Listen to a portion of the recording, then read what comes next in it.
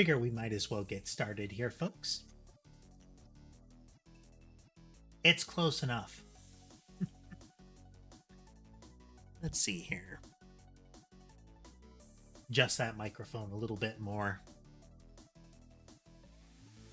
Need to figure out how I can get the right turn to be less jolty. But good afternoon, everyone. Good evening, good morning, whichever applies. I'm newtmechanist, and tonight we're going to be continuing our Great Ace Attorney playthrough. Last time we stopped just before the trial. If you were not here, Barak von Zeeks, the supposed raper of the Bailey, has been charged with murder of Tobias Gregson, no less. The gumshoe equivalent of this game. And the long-lost childhood friend who supposedly died but did not, and then showed back up with amnesia, and has now recovered from amnesia, and has decided that he's going to be a prosecutor instead of a defense attorney, and will be facing us in this trial. It's there's some build-up. But before we get too much further into that, let's check in with kitties. We have, let's see here. We have two of them visible right now. We have Ember top center and Sherbet top right. Sherbet is continuing to become increasingly social. He soaks up the attention now. Still very particular, but definitely more interested. Is that Sammy there on the left? I think it might be Sammy in the left. Let's take a look.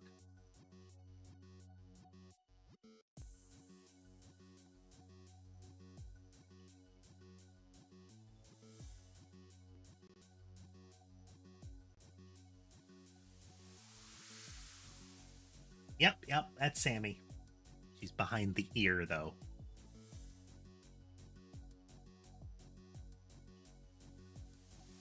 But if it's not apparent, I've got my new overlay in place.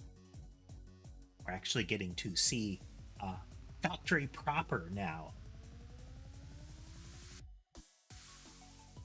I like it. I like it a lot. It's been a bit incoming.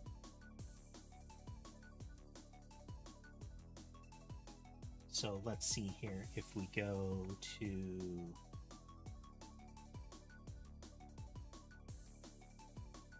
got the chat screen working again.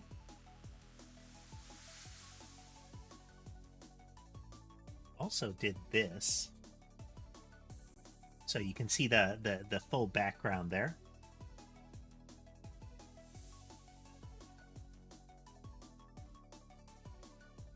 And then I've got this alternate to move the center a little closer. I like it a lot.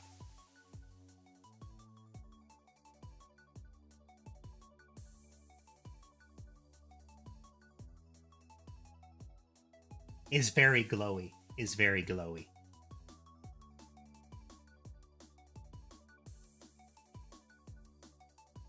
But yeah.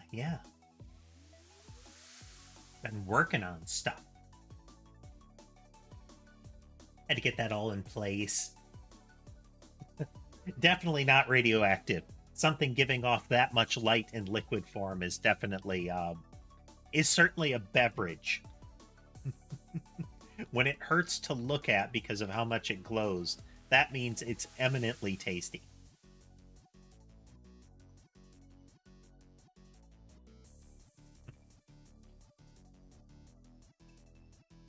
Should definitely drink that. But for legal purposes, you should not drink that. How is everyone doing today? I see we have Tass and Rex in chat. If you don't feel like chatting, that's fine. But how's everyone doing today?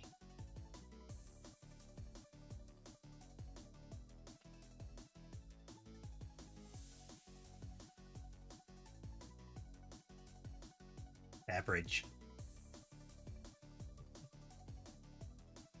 I got an idea. What about this?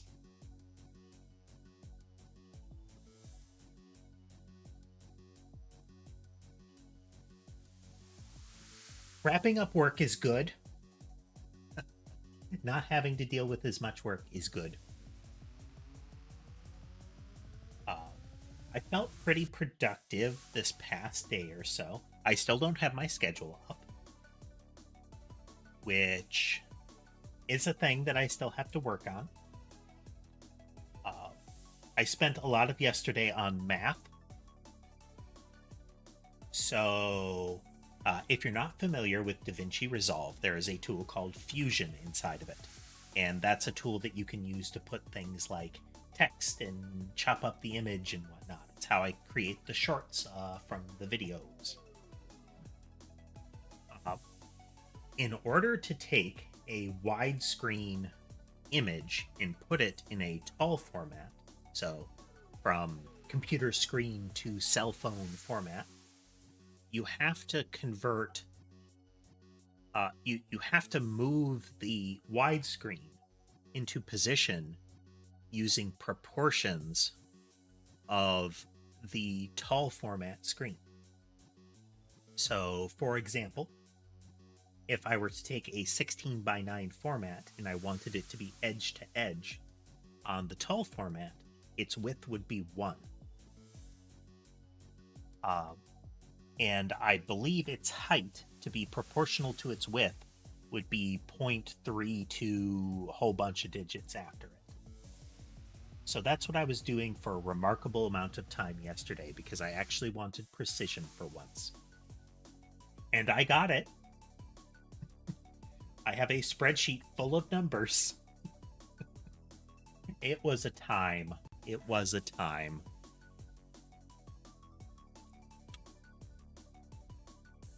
Lots of other things I want to work on. I've got to start wrangling a green screen in another room and some sound dampers in that other room because that room has much less audio insulation in it. I want to start working on getting the painting table going, but lots of steps in that. Hey there, Abaddon. Do you do it Abaddon or do you do it Abaddon?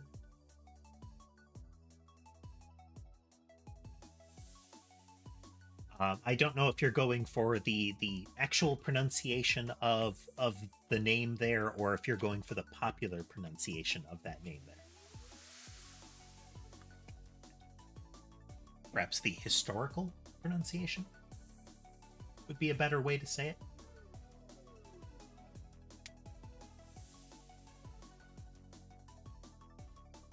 So it is an Abba or Abad.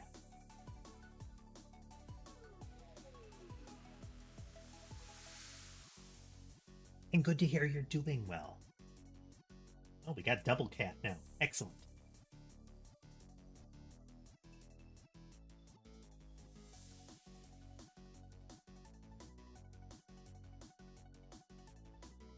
Looking for chat delay is a thing. See, notably on the schedule, I do want to get some more Sea of Stars in. That will probably happen on Thursday. And then, based on if we have completed Ace Attorney by then or not, today will be telling. Then we'll either have Ace Attorney on Saturday, or we'll probably do like Sea of Stars again.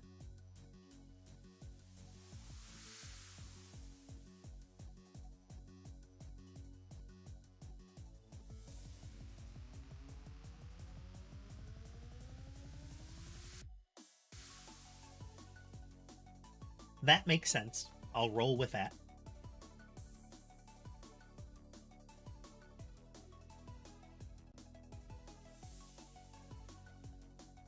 I feel like both of them have their own ring to them, but for whatever reason, I always, when I initially encountered it, would always say Abaddon. Felt better. But you get used to either one, you know? Abaddon or Abaddon. Notably for the schedule, tomorrow assuming things continue to go as scheduled, I'll be doing a bit of like an interview or a collaboration with Terrence from the VUnity folks. Kind of a sit down and chat sort of interview. I think that'll be fun. I think I may or may not simul-stream that, since I think there will be more to see as far as the interaction on his channel. But I may still try to prep for simul-streaming it so that I can figure out how to do reactive images. That's something I didn't have working properly in the collaboration stream.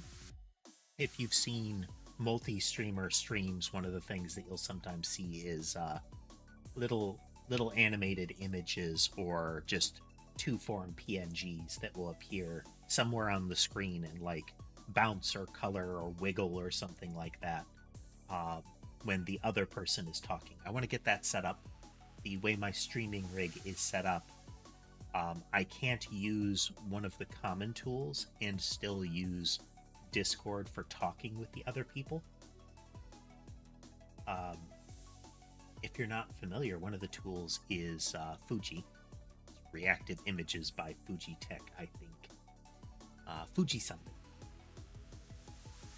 Where if you have Discord and that browser app active on the same computer, then you can set up those reactive images super easy. It's a very nice web app.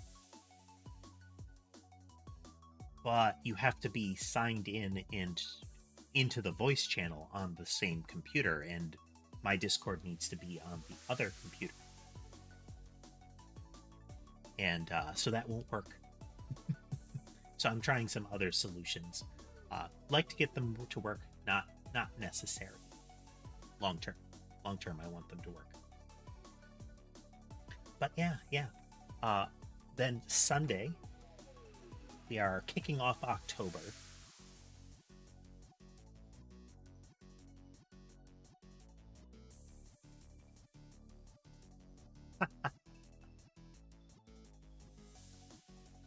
But the despoiler. You can have a ridiculous top knot that way.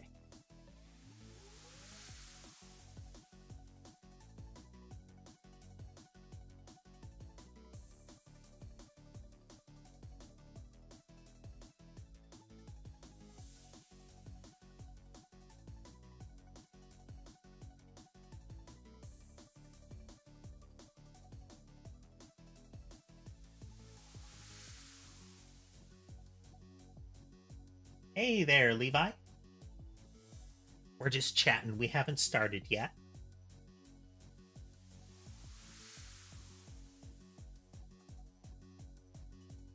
Getting caffeinated.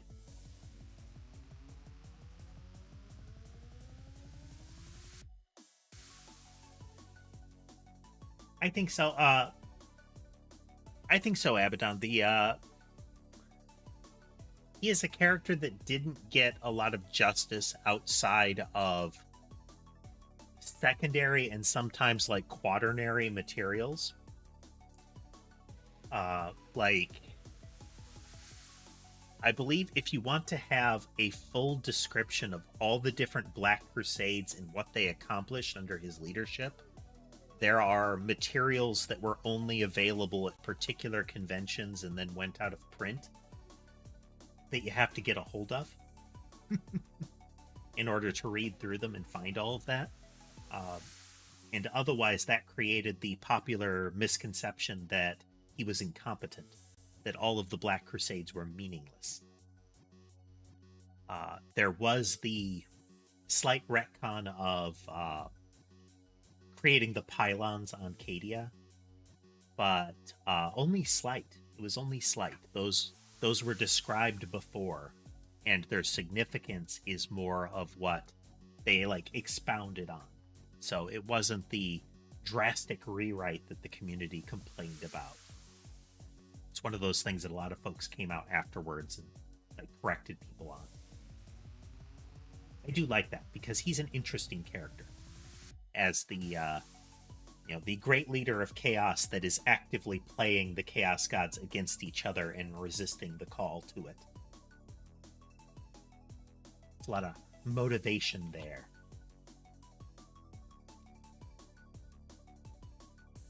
And you don't want to entirely make Chaos Space Marines sympathetic characters, because it can be hard with some of them. World Eater Berserkers are kind of hard to humanize once they've got the nails and the bloodlust rolling. But I've read some stories of Plague Marines that have done excellently. One of my favorites, aside from, I'm trying to remember the name, the famous Inquisitor novels. Aside from those, there's one called Lords of Silence that focuses on like the leader of, but the occupants of a plague ship, a Death Guard plague ship, and the behaviors in similar that you see, and the kind of the mentalities, I think is very cool, because there's a lot of fiction that focuses on the stereotypes.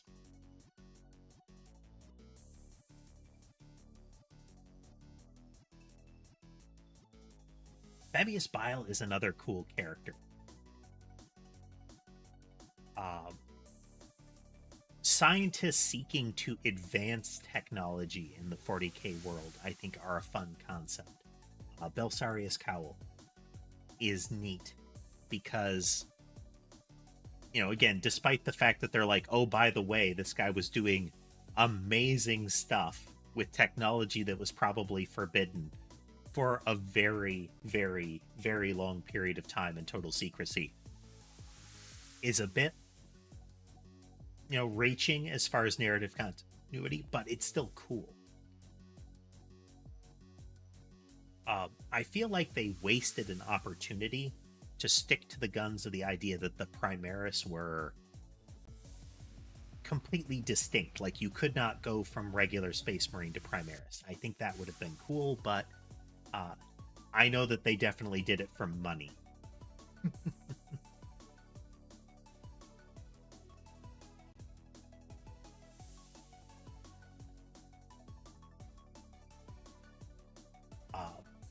Yeah, Bile is interesting because he is actively seeking to advance, like, that sort of technology. It's not the Dark Eldar homunculi kind of thing, where it's that combination of practical and intentionally brutal. But instead, using all the tools he has available to him. It's the sort of thing you see in fiction out of questionable historical groups, evil scientists. Let's say it that way so that I don't have to say terms that would get me in trouble with YouTube.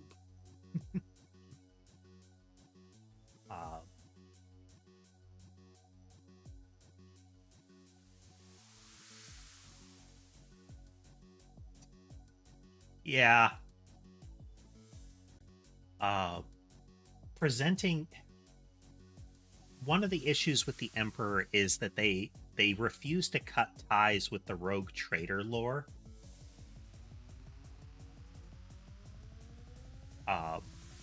And concepts and history from the very earliest eras of 40k is often dumb. And where it's not, it creates very different images of characters, where the Emperor is simultaneously supposed to be some manifestation of the sacrifice of all of the shamans on the earth kind of thing, but is also presented as like a non-religious entity. Like, he's not supposed to be a god incarnate, yet they just described him as a god incarnate. He is supposed to be this thriving figure that all of his creations have incredible loyalty to, but one of the first things he's credited with is the creation and then extermination of the Thunder Warriors, the precursors to the Space Marines. Like, it makes sense that the Imperial cult would see them that way, but you'd think the Space Marine librarians would have some notes. But I do like me some 40k, as might be apparent by this discussion. Primarily, I like some of the presentation of the world.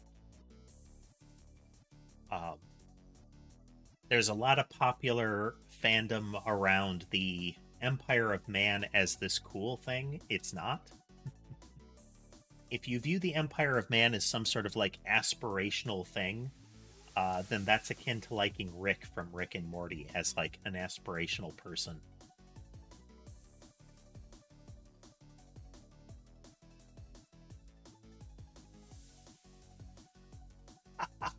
I wasn't aware. Oh, 1 second.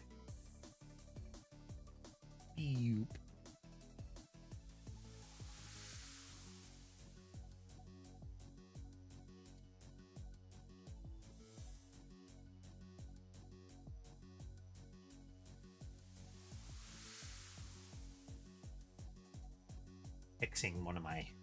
Fixing a program.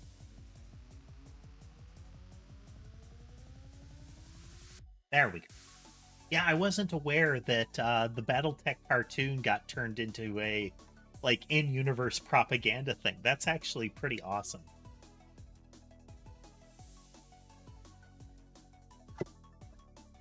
And yes, very briefly.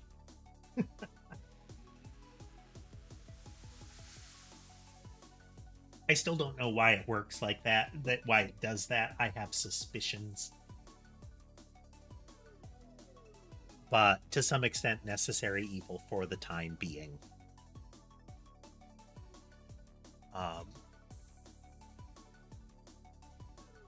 As far as 40k goes, I like the idea of the tabletop game from a narrative perspective, like playing very story-oriented gameplay. I dislike the up-to-date and competitive gameplay. It is very, very clearly profit-driven how they release models and updates. It makes sense. You know, I'm not blaming them for making the monies. But as far as actually playing the tabletop game, it's a huge hassle. I also like to make very personalized models, and it's a huge hassle if I try to play them and what they look like doesn't work anymore.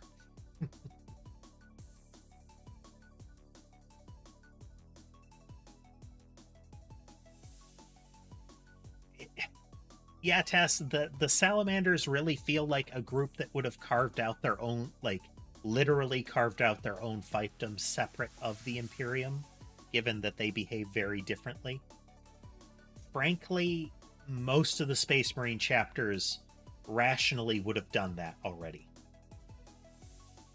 The beliefs and behaviors of the Empire that currently exists are very much at odds with the beliefs and behaviors of the Emperor, and you have people that are old enough in the Space Marine chapters to at least have access to documents that say the Empire of Man is screwing up and are wrecking the Emperor's plans.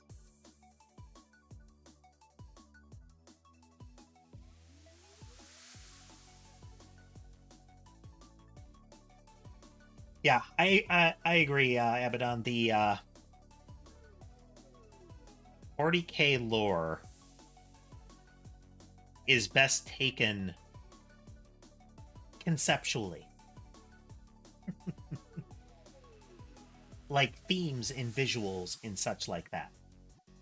Because especially when you take into account the sanctioned novels, the official like novels written by many different authors. Oh, and it's Inquisitor Einhorn is what I was thinking. But anyway, many of the novels create irreconcilable conflicts with each other. And you can hand wave it as, again, like propaganda or spoken word exaggeration. But there's so much that doesn't work. And that includes like side games and whatnot.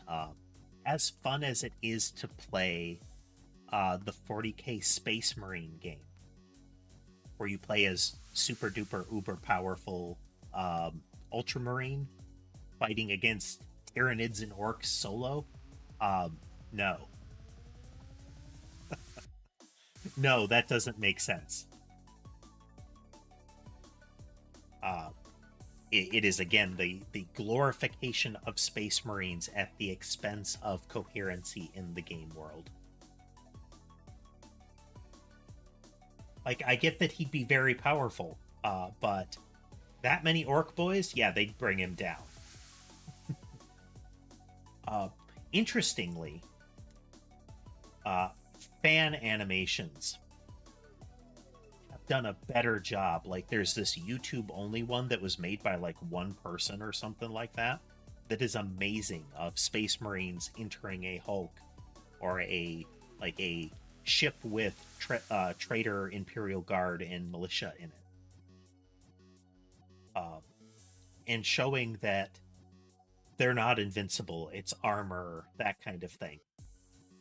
They're disciplined. They have high tech. They have, superhuman capabilities, but they're not invincible.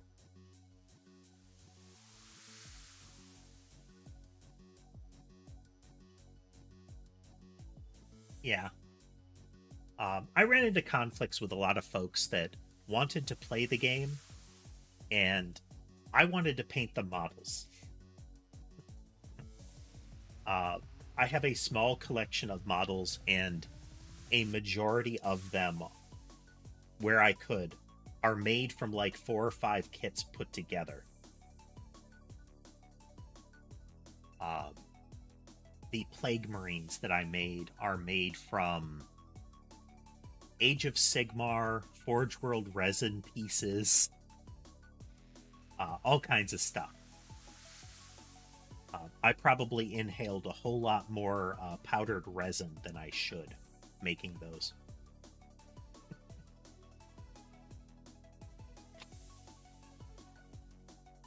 Because of the Dremel work.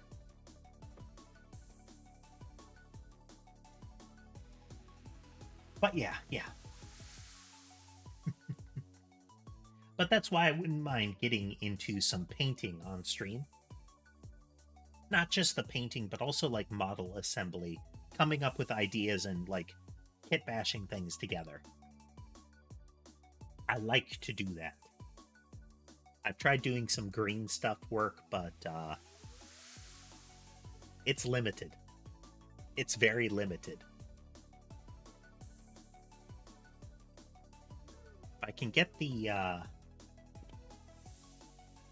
painting rig set up for streaming, I'll have to showcase some of the models I've made.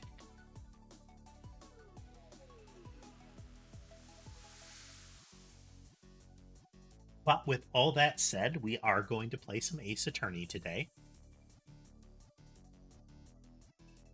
So let's switch on over here.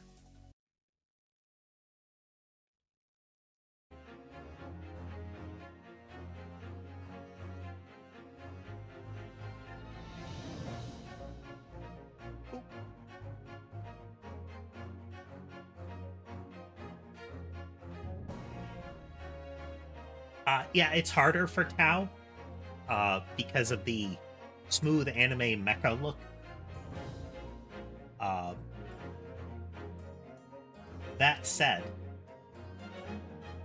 I think with Tau, it's an exercise in how well you can craft it. Can you take the existing Tau model and blend in pieces from, say, like anime, like, Gundam kits and the like, you know?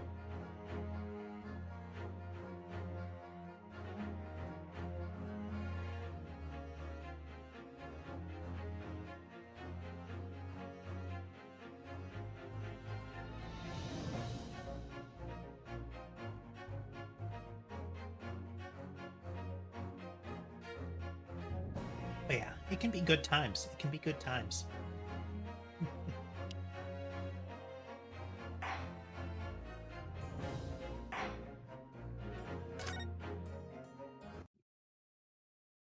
The menus in this game could use some work. Not by difficulty, but by unnecessary steps.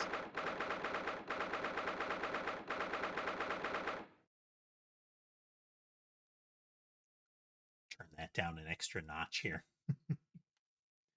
Don't need massively loud typewriter sound.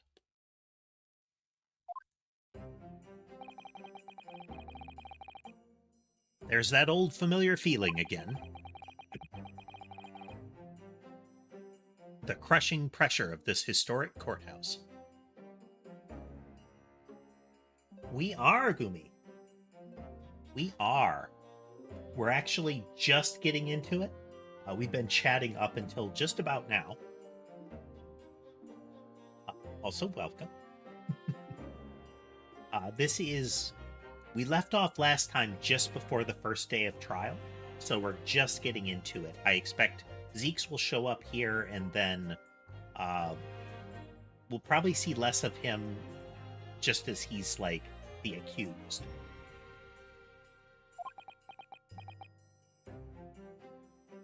But yeah, it's the trial of the last time you saw. Yes, we should see a lot of him. We should see a lot of Asogi.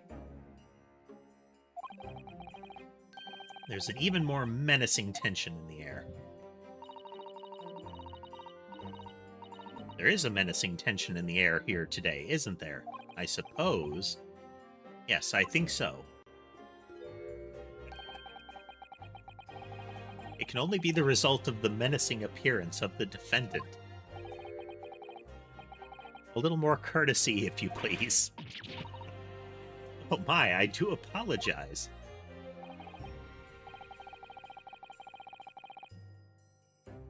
However, you're certainly not mistaken that this trial is far from ordinary. What do you mean?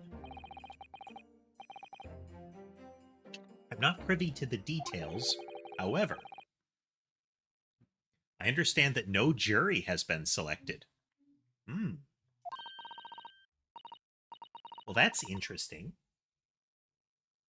Trial without a jury? Well, that's just like the trial of the professor 10 years ago. That's kind of a shame. The jury element is actually one of the cooler introductions in this game.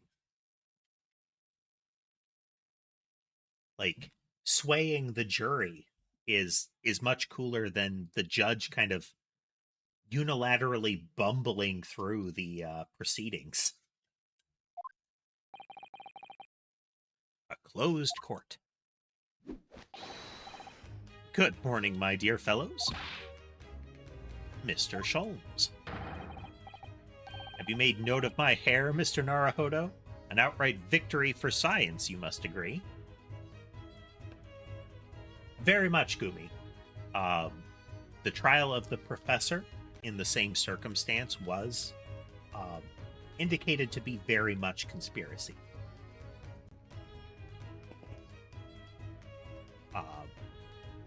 Or at least really has that vibe. Like, oh yeah, this guy was this terrible killer. It was definitely him.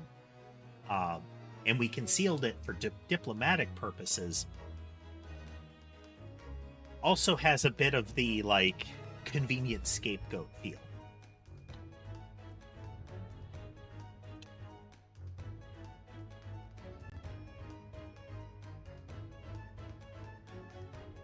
If you recall, at the start of this, Sholmes dyed his hair like flame red in order to try to infiltrate an organization in order to make money. And then when that immediately failed. He tried to dye his hair back or remove the coloration, and his first experiment turned it sky blue.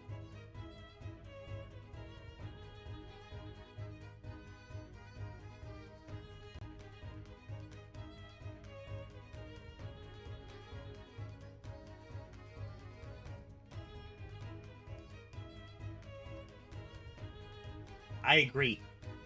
They continue to do a good job with Ace Attorney music. I do like how a lot more characters have their own musical themes that aren't just repeated themes, you know?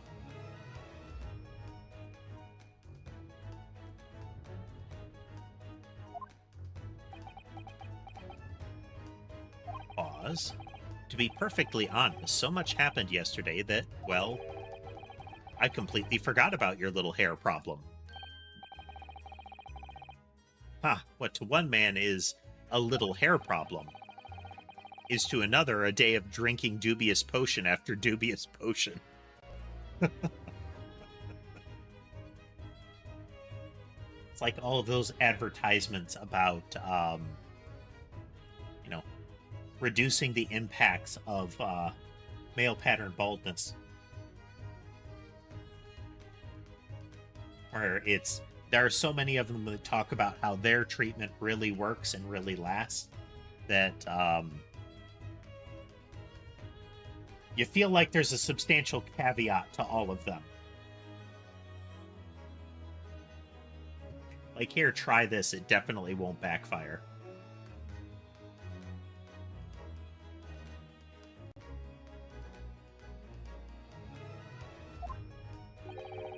Dubious. You have no idea how my stomach ails me this morning. You know, anything that you would drink that would affect your hair that substantially, yeah, that's got to be doing a number on your guts. Like, the example that he had was something that he apparently drank that turned every hair on his body red within the day. That's some terrifying stuff to put in your body. Like, I don't know if it turned his liver red, but it did something to it.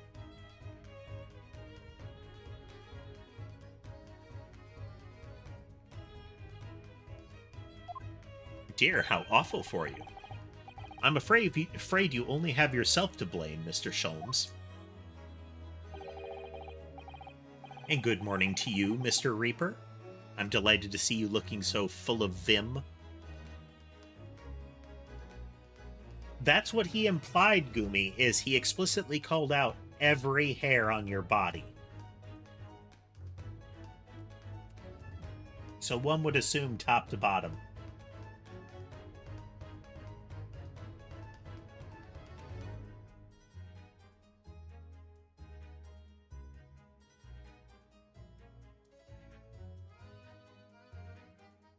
Even if it doesn't have magical properties, that would imply, Tass, that it gets out of your skin and can seep up through the material that forms the hair and alter it that way. Like, it doesn't make it any less terrifying that way, does it? Like, it leaks out of your pores, and any hair that it touches, it fundamentally alters its composition to change its color. Very much a don't touch your eyes kind of chemical.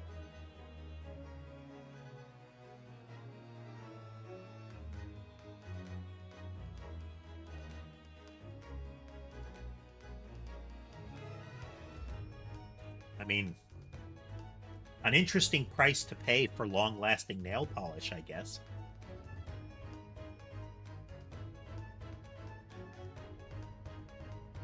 I guess you could combine it with hair dye and just be very vigorous about shaving.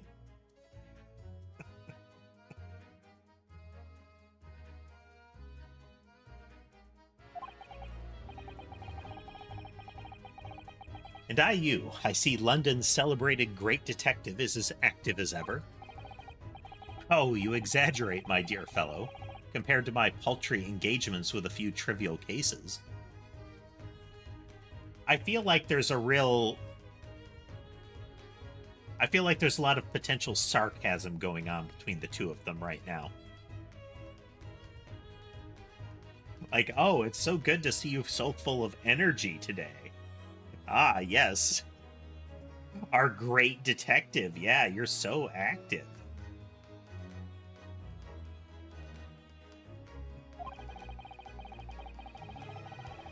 The Reaper's overbearing presence is a far greater deterrent to the black roots of crime in our capital.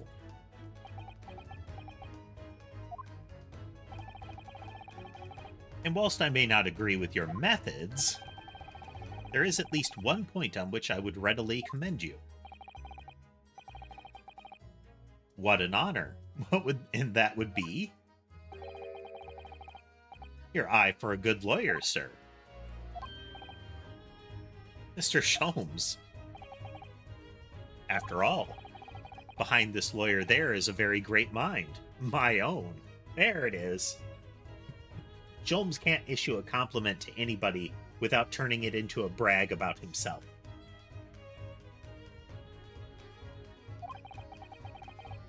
What are you trying to say? I only wish to say that you should be prepared for quite a trial, Mr. Reaper. I mean, he's been in every one of Ryunosuke's trials, so he should be very prepared for the kind of shenanigans that are about to ensue. Like, he has been repeatedly subjected to said shenanigans.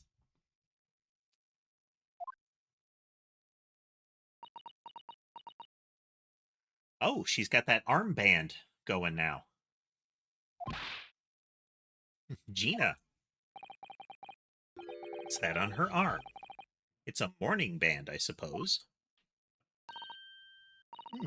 Wasn't aware those were a thing.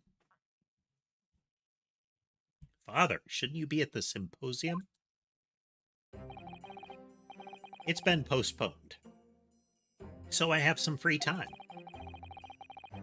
I decided to come along with the police inspector to see our country's up-and-coming student in action. I shall be very interested to see the fruits of your studies over the past year.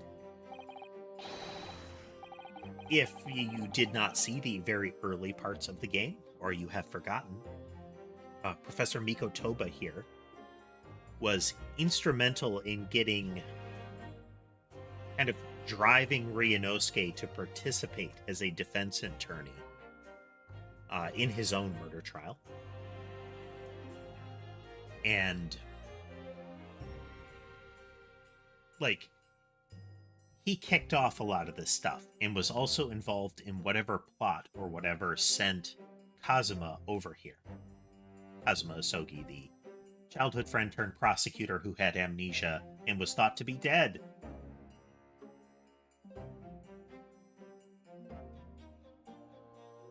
It's an honor to see you here.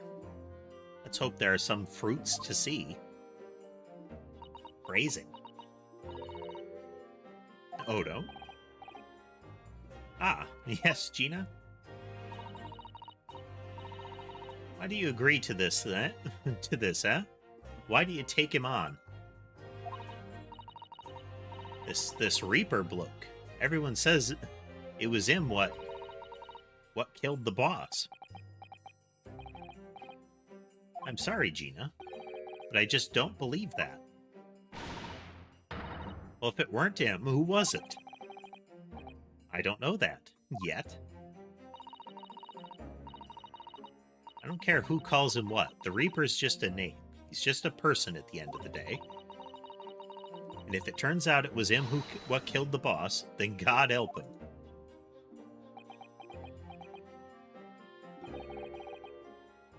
I mean, yes. That's how the justice system's supposed to work. No matter who he was, or who he is, if he did it, and he pays for it.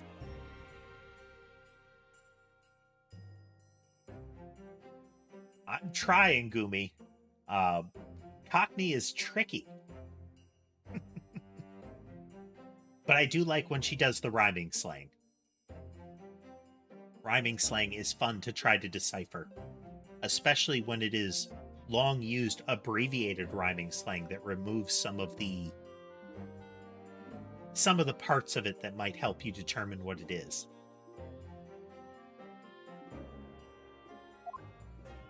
Fiery eyes indeed.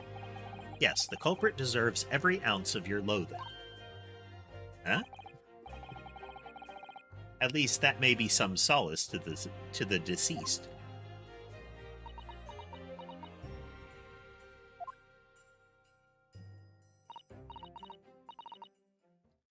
Please, Odo. Get whoever did this. For the boss.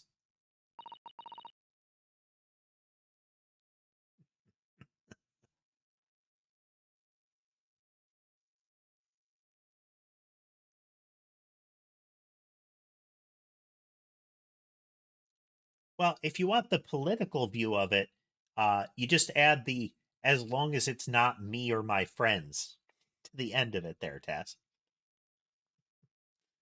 Oh, Gina. I ain't feeling this useless, but there's nothing I can do. So you've got to find out who done this and make the wretch pay. Counsel for the defense. In the defendant. The little bounce that the guards did would have been more complete if they had brought their heels together when they did it. That was very much a click the heels moment.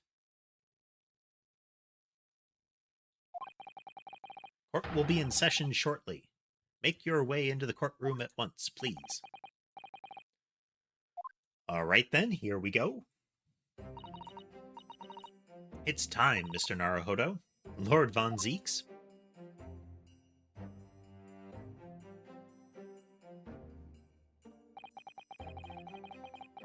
One who lost his treasured brother to a mass murderer. One who lost his treasured father in a foreign court of law.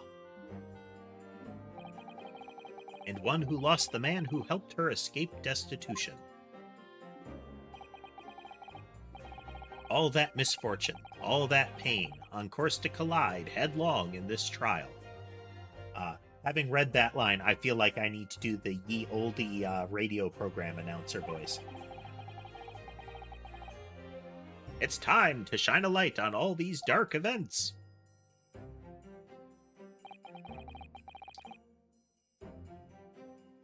And whatever truth is revealed,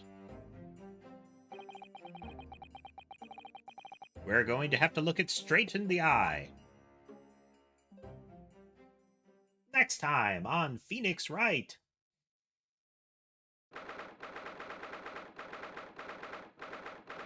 Or Ryunosuke Naruhodo in this particular case, you know. Yeah, no jury.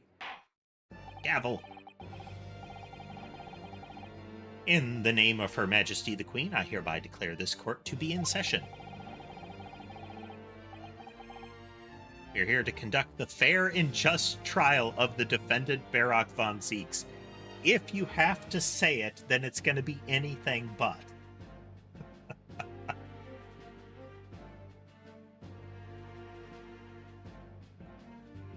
That's kind of like a newscaster saying, to be fair and balanced. Like, oh, okay, so you're going to lie at me a lot.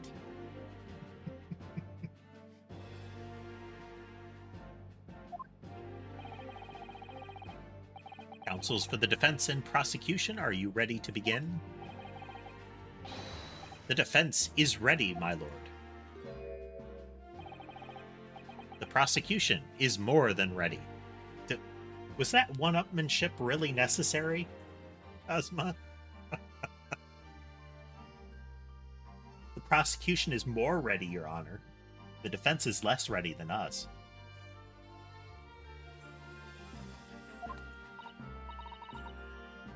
Oh, Kazuma. I've been wishing to see you in court again for so long. It feels...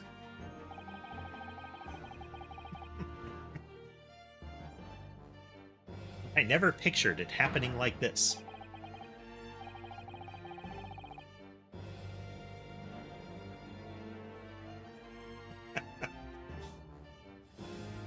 I do like how Kazuma has 2 swords now.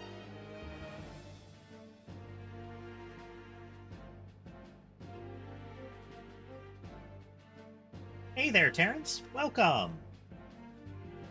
We're just starting the actual trial today.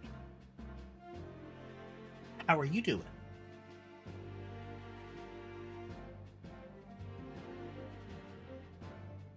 Never thought I'd be facing you behind the prosecution's bench. The so-called Reaper of the Bailey.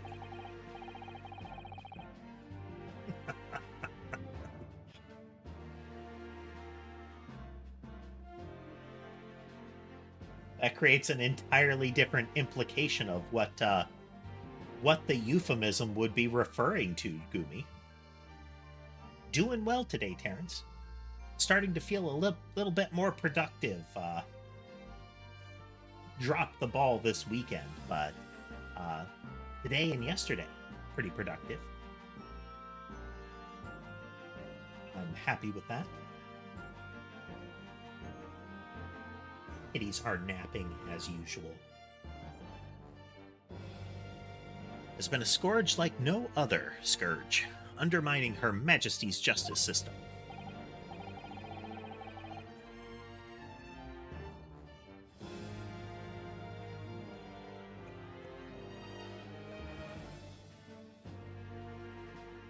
He's just got a whole backpack full of them, you know? Almost looks like he's got a metal skirt because of it. Holsters all the way around. You get that that particular type of coat that like splits left and right at the tails and like rounds out round.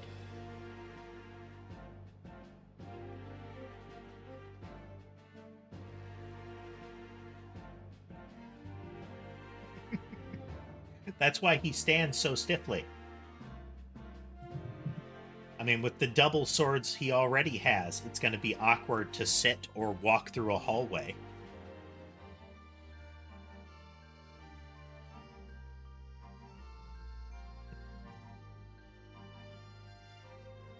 Today we must uncover the truth behind this scourge. In other words, this trial is going to be a lot more far-reaching than Inspector Gregson's murder. And the question will be, will we finally get into the Hound of the Baskervilles thing? The truths revealed by this proceedings may have unpredictable repercussions through the judiciary. Accordingly, they are to be conducted as a closed trial with no members of the public present. By Her Majesty's direct orders. So he just said that. So, who are those people in the gallery behind it, behind Ryunosuke? I mean, are we to believe that that's like all members of the nobility and they're like, oh, but they don't count as members of the public? Or perhaps, you know, Lords of Parliament or similar?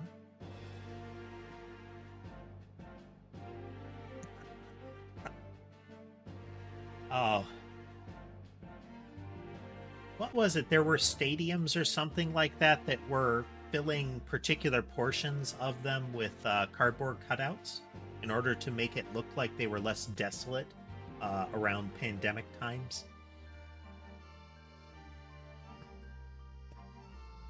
Nice, Gumi. Charlie Brown adults. Instead of like the muttering of the crowd, you just hear wah wah wah wah wah wah wah wah wah wah.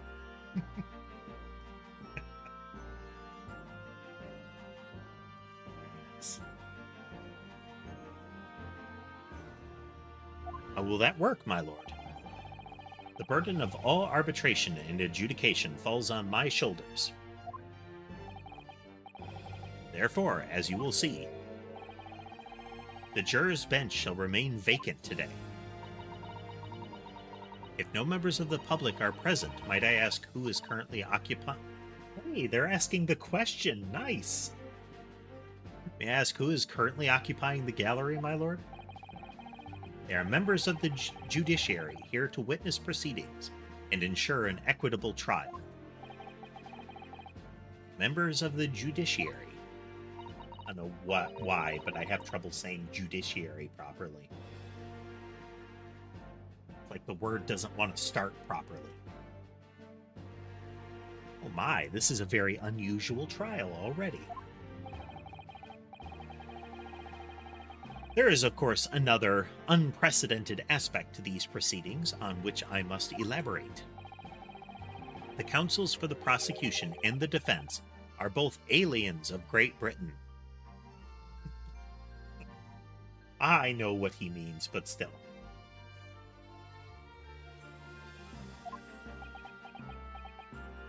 If they had just thrown some theremin music in when he said that, you know, dramatic tone theremin music, that would have been amazing.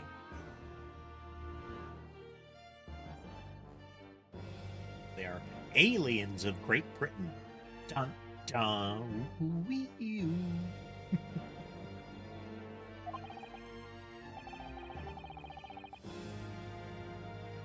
I believe it takes an outsider to see the truth sometimes. And as I stand here in this courtroom now, I am quite certain this is the reason why I had come to Britain. Kazuma? Gavel. Very well. Let us commence proceedings. Prosecutor Asogi, your opening statement, if you please. Certainly, my lord.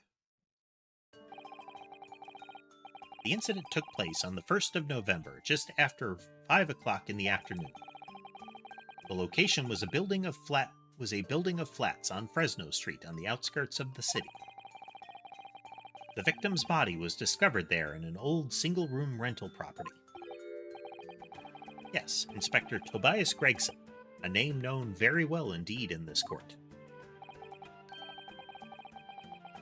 Not least for his miraculous resolution of one of this country's grimmest cases 10 years ago. The Professor case. How sure are you about the time of the incident? Several witnesses on the street outside heard the gunshot, and all have reported the same time. Yes, that's what Gina told us too. There were a number of witnesses. I have here a plan of the room.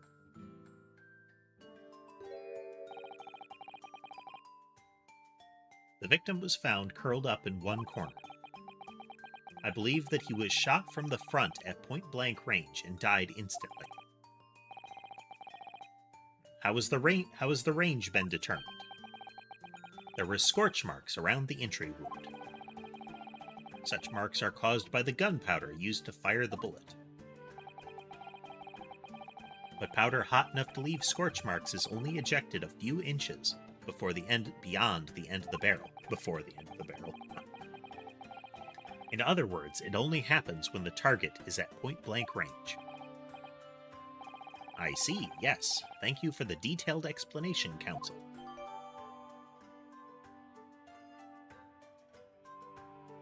Instant death, bullet shot at close range. The murder weapon was found lying beside the victim. And have you managed to ascertain the owner of this firearm? No, my lord, not conclusively. Bravo, Kazuma, for not trying to use the gun as evidence when its provenance cannot be proven. Furthermore, my lord, as I've explained, the revolver was fired at extremely close range. The bullet passed through the victim and struck the wall behind him. Upward angle.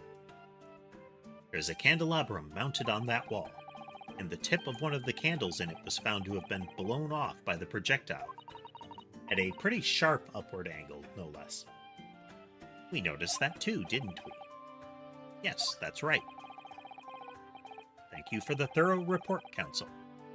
The setting of the crime is clear to me. You will submit the plan of the crime scene as evidence, please. As you wish, my lord.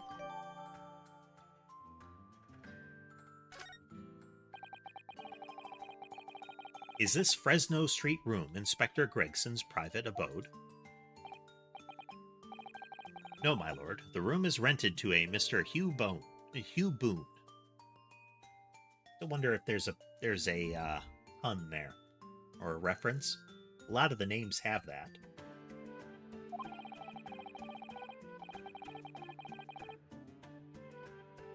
But there is precious little furniture inside, and it is generally in a poor state of repair. So what on earth was Gregson even doing there? Presumably, he was investigating some case or other. When a policeman was informed of the gunshot from the witnesses and rushed to the scene, he found only the deceased inspector and the accused standing alongside holding the revolver. The attending officer arrested the accused on the spot. So the details of the case are clear. In that case, the prosecution would like to call its first witness. A name, please, counsel. Naturally, the accused himself. Lord von Zieks. As a prosecutor, he believes in the oath of office he's taken, and will be compelled to tell the truth. Gavel. Very well, let the defendant take the witness stand. The fact that we don't often get the testimony of the defendant, I mean, yeah, there's the expectation that a lot of it would be, I didn't do it. But having their story told and then having the witnesses potentially contradict them, you'd think would be a powerful tool. Clearly not, Gumi. There's a lot of due process things that don't exist in the Phoenix Wright world consistently. Things like perjury's okay as long as you don't do it on behalf of the defense.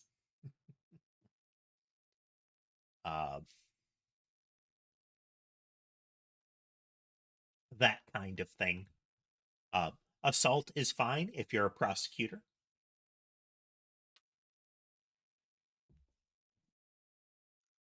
The police are allowed to witness tamper very, very clearly in the middle of the courtroom. And if the prosecution is found to have coached the witness, then they'll just get a talking to by the judge. Well, let the defendant take the witness stand. Hey, we're going to get more Von Zieks than I anticipated. So, witness, state your name and occupation for the court. Barak Von Zieks, Old Bailey prosecutor. I presume, Lord Von Zieks, that you heard Prosecutor Asogi's opening precis? Or precis? I don't know. They've used that word before. I did. It is alleged that you were found at the scene of the crime. Summary of events, but I forgot the pronunciation. It might be like Pressy, actually. Something like that. One of those wonky words. That you were arrested by the arriving police officer. Can you confirm this? Yes, my lord. Then I'm sure the court would like to hear you explain some things away. Namely, why you were there in the room on Fresno Street at the time in question, and what exactly took place. I intend to explain away nothing. I will simply tell the truth. I must say, Lord Von Zieks, I never imagined this day would come. Or rather, I didn't want to imagine it would come. But since you became known as the Reaper, a part of me has been dreading it. Gavel. Your formal testimony, then, witness.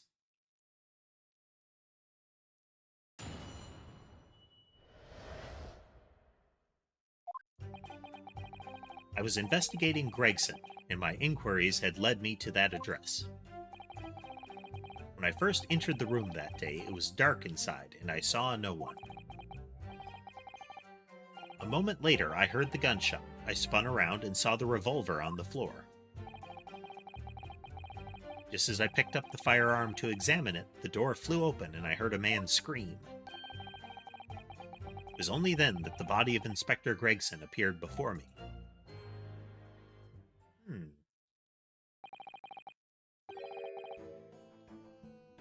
That testimony was the whole truth? It was. So, you heard a shot being fired in a room with no living occupants. And moments later, a corpse somehow appeared before your eyes. Is that it? You're right. You haven't explained away anything. In fact, that would barely qualify as an excuse. I thought you were my mute apprentice. Yet it turns out that you have a way with words, Prosecutor Asogi. It would appear to be a singular tale indeed. Singular isn't the word, it's laughable. What's got into Kazuma? He's not behaving like himself at all. It's almost like he took a severe blow to the head that rendered him unconscious and reduced his memory to nothing, almost nothing, for a protracted period of time. How could he have changed so much?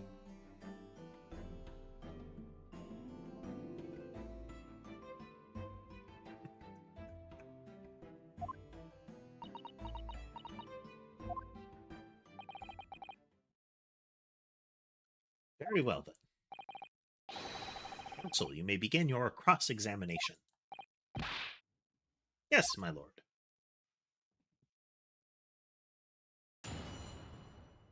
Right there. I still love that gimmick. So when cross-examination starts, you have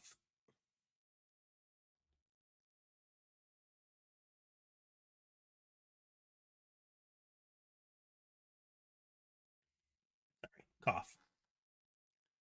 You have the kind of the eye region of the faces in those little blocks, top and bottom, and they are pointing in opposite directions. The kind of the one aspect of they're facing off with each other, but those blocks are shaped like swords to give you the crossed swords. Again, we talked about this. A lot of aspects of the Ace Attorney games are presented as physical confrontation. Um, Characters will react with shock to things, but also characters will frequently react to statements, accusations, and similar as if they have been physically struck. The classic ones from like Phoenix Wright and Naruhodo and Ryunosuke here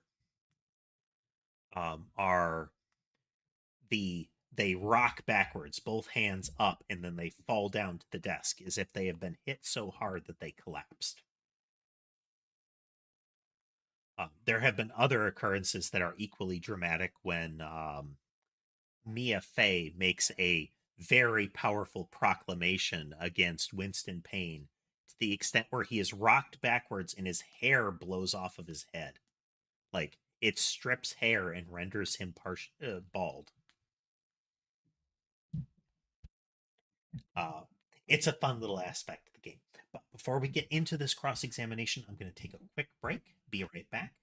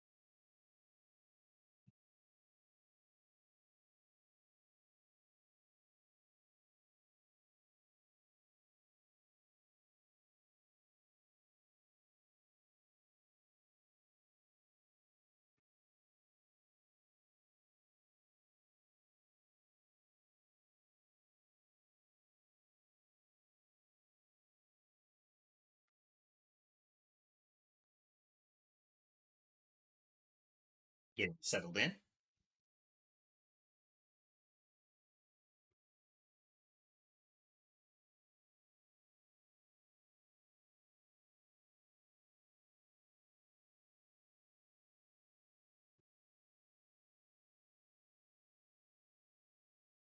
Okay, back in we go here.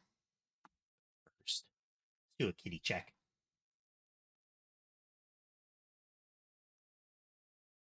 So we have Sherbet napping bottom center and Ember mostly napping top center. She's looking towards me since I made some noise just now sitting down. Sky passing through at the bed there. You just see his tail on the right side of it. And then Mason is bottom left, moving along the edge, the top edge. He has arrived near Sky. Sammy is over past the camera on the right, getting some food. Here we go, though. Cross-examination.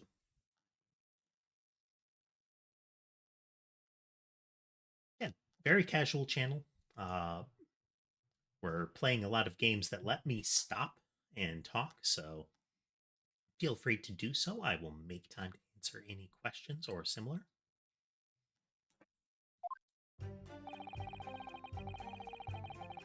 Investigating Gregson. Hold it! You are investigating the inspector? What on earth for? I'm not at liberty to say. Sorry. I'd identified a distinct possibility that Gregson was involved in a case I was investigating. Regrettably, though, he was killed before I could secure the proof I needed.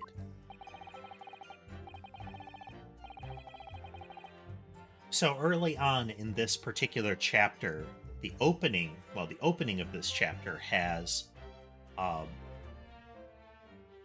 implies some sort of conspiracy amongst red-haired individuals in a particular group. And Gregson's murder, the scene, has a red wig. So we're definitely going to get that angle referenced. Is the court to understand, then, that on the day in question, you followed the victim to the scene? No. I was privy to his movements in advance. How? I stole into his office in the yard and consulted his diary.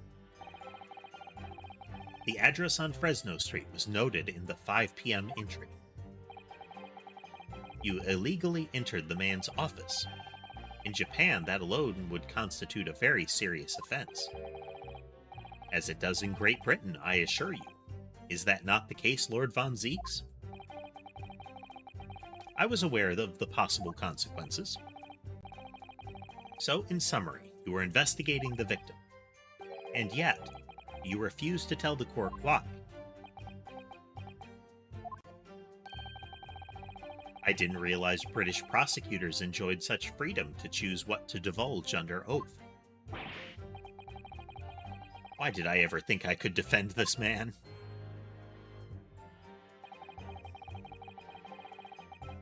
Hold it! So, there was nobody in the room. Had you ever been to the address before? No, never. I only learned to the place as a result of my investigations into Gregson's activities. There was no light inside when I entered, so it was all but impossible to make out anything. But at 5 p.m., the sun would only just have gone down. It would still have been reasonably lit. It would still have been reasonably light outside. The room has a window, but it was boarded shut. Haphazardly boarded shut. Very little light found its way into the room from outside, so it was extremely murky inside. I wouldn't have noticed if the victim was already lying on the floor. There was no artificial light in the room, you say? You're quite sure? I'm quite sure that the part of the room where the body was found was very dark. I have a feeling there was a small oil lamp burning on the desk, though I couldn't say for certain. Look, Mr. Naruhodo. There is a small desk in the room just here. Yes, I remember, and there was an oil lamp on it, as well as the framed photograph. When I entered the room, I closed the door behind me and started towards the desk to investigate. And what did you find? Nothing. I never actually reached the desk.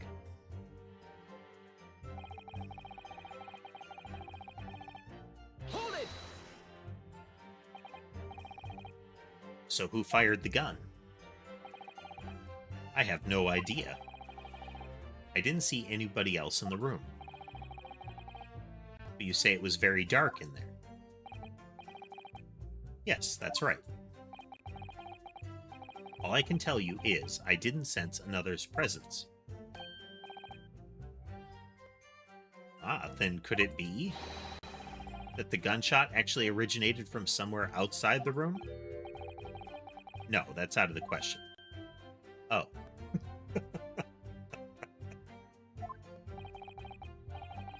Without a doubt, the sound emanated from inside the room. I could smell the gunpowder. Ah, this is going from bad to worse. And you say that's the point at which you noticed the revolver on the floor? Correct. And I foolishly picked it up. That was carelessness on my part. Presumably, then, the gunshot you heard from the firearm was that you somewhat hastily took in your hands. I mean, in the same vein, if they took him into custody, they usually show him wearing gloves. You'd expect that he'd get some powder on his gloves in that sort of scenario.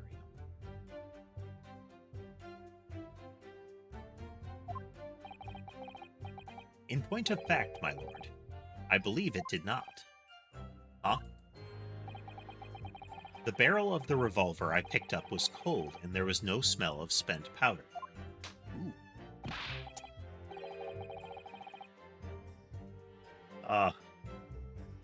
That's still one of the more amusing gestures. He, puts his hands on the table, and in any of the other Ace Attorney games, that always results in a bang, the slam of the table. But there are circumstances in this game where he'll do that, but it'll only make like a soft slap sound. And the added fun of it is the fact that he seems to notice that and looks down like, what? Where's the bang?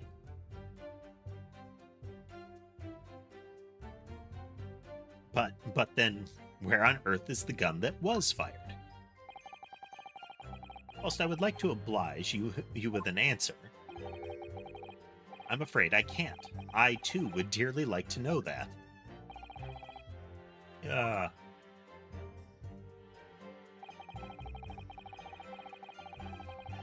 Hold it! A man, you say? One of the witnesses, I presume? That's right.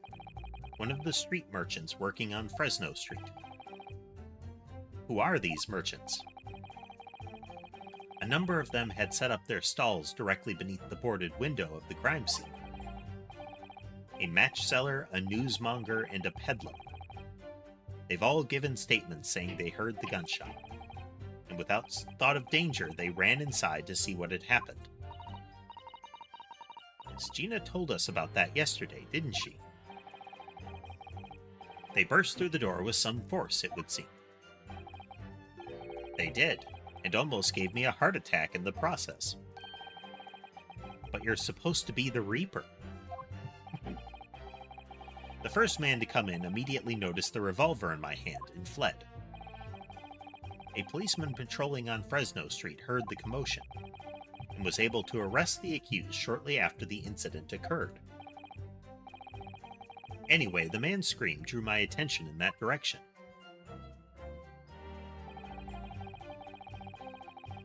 Hold it! What do you mean by that? In what way did the body appear Yeah. So it's possible the body was there and he did not see it. It's possible that the body was transported there during the commotion. All kinds of things. There are a lot of time periods when things could get wonky. Options and buttons. I honestly can't explain it, but it's the truth. As far as I was concerned, the body hadn't been there until that point, and then suddenly there it was. Did you perhaps hear the sound of the victim falling to the ground just beforehand? At that moment, what I heard was the sound of the door flying open and the scream of the man who came inside first. Nothing more. I see. Hello, Sammy. Sammy's coming to sit on my lap, so one moment.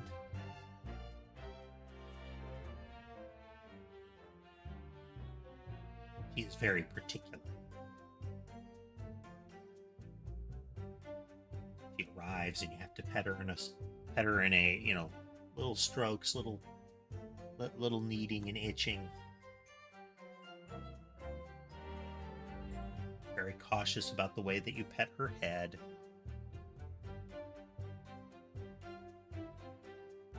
And you definitely have to be cautious about stopping or not doing enough, because she'll nip or grab, and she is very resistant to having her paws trimmed. So the little grab and reprimand bite that some cats will do can be very painful during the grab portion, and even if she is really comfy and flexing or kneading her paws, she's drawn blood doing that before.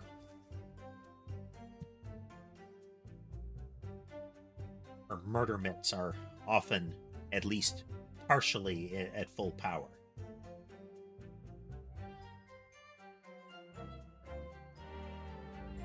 After the man fled, I examined the body. I was stunned to find that it was Gregson. Most curious circumstances indeed. How the inspector was killed, or how the body seemed to appear out of nowhere, I have no idea. Objection. Thump. Surely the court has heard enough. My lord, the cross-examination has clearly revealed that the accused, Barak von Zieks, is lying on multiple fronts. What? What is that supposed to mean? Good gracious, counsel. The defendant is lying, you say? In his testimony just now, he claims that he failed to notice the victim's body because the room was dark. That's correct. No, that's impossible, as proven by this candelabrum.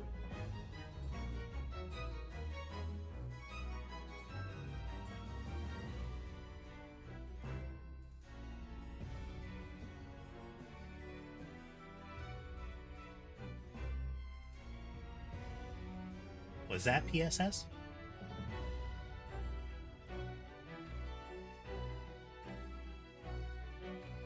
Check something here.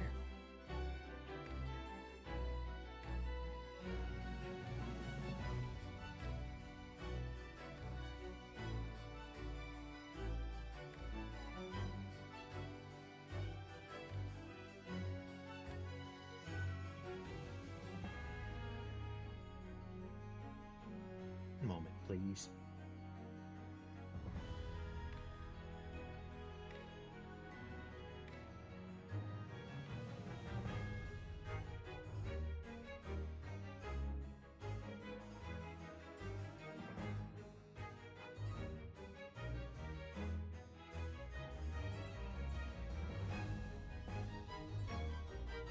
It is a nice one.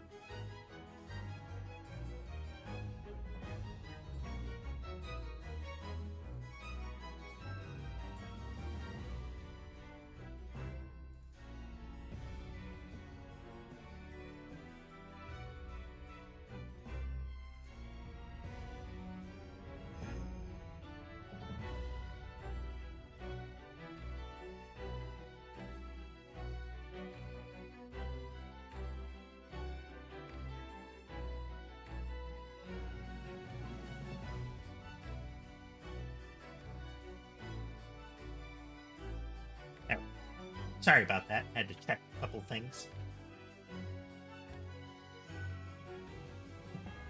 PSS made me doubt which day it was. Yes, PSS interview stream tomorrow.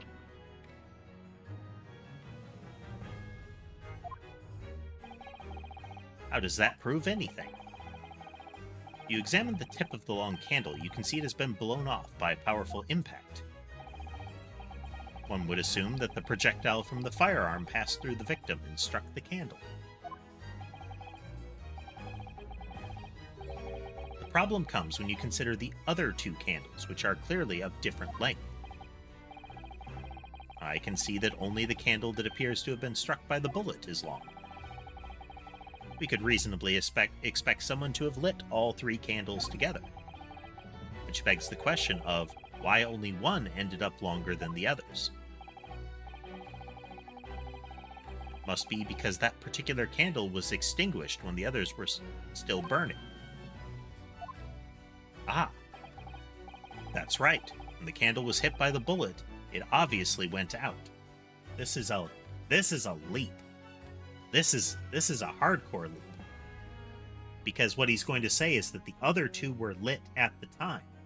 But is there proof of that? Let's find out. I presume when it was hit, it went out, but the other two candles would still have been burning, so the fact is, the victim's body would have been illuminated by the light still thrown by the candelabra. Yeah, this is a leap. Were the candles lit? Were they hot? Was the wax freshly melted? Or were the candles just stubs and it happened that a longer candle was on the right side? The accused claim that he couldn't see the body clearly contradicts those facts. This is the kind of leap I don't like when they make in the base Phoenix Wright games. Like, you can't prove that. And you're the prosecution, you need to prove that.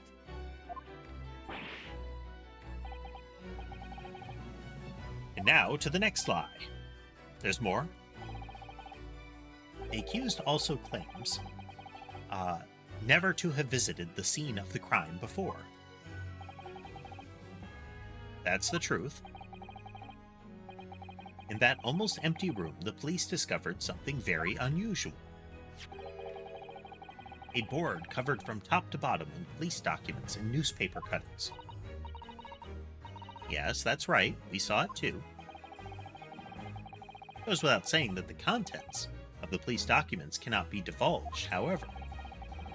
They included a number of reports from various historical cases, the oldest of which was from 10 years ago.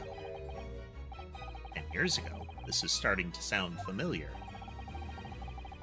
There's a common thread linking all of the documents on that board. Indeed, what is the common thread, counsel? They all relate to cases prosecuted in court by Barock von Zieks. All of them? And furthermore, all those cases are ones in which the defendant was acquitted. Good Lord. Interestingly, none of those defendants are alive today, because all of them have been sent to their graves by the Reaper. Okay. So, what about this implicates that he's been there before? Or what about this says that he definitely has? Oh no! In short, that dingy little room is the Reaper's secret hideout, his base of operations. Okay, yep. More conjecture. Okay. None of this is strong evidence. But let's wait for the judge to be like, yes, this is absolutely damning testimony. The Reaper's hideout? And yet the Reaper would claim never to have been in his own secret hideout? No one would believe that. No, the truth is, we've been looking at this backwards. Backwards? Explain, counsel. Inspector Gregson was investigating the identity of the Reaper. When he discovered the location of the man's secret hideout, he was killed. As I'm sure everyone can imagine, point by the Reaper's hand. Right there. If you watch the posture, he's flying backwards, hits a surface, and then slumps over. Gavel, gavel, gavel. Very well, I hereby state the current opinion of the court. Barak von Zieks is an outstanding prosecutor who has rendered great service to his country. However, it is with deep regret that I must concur with Prosecutor Asogi's contention that the defendant's testimony exhibits a number of stark inconsistencies with the known facts. No, it doesn't. We are drifting into Danganronpa territory.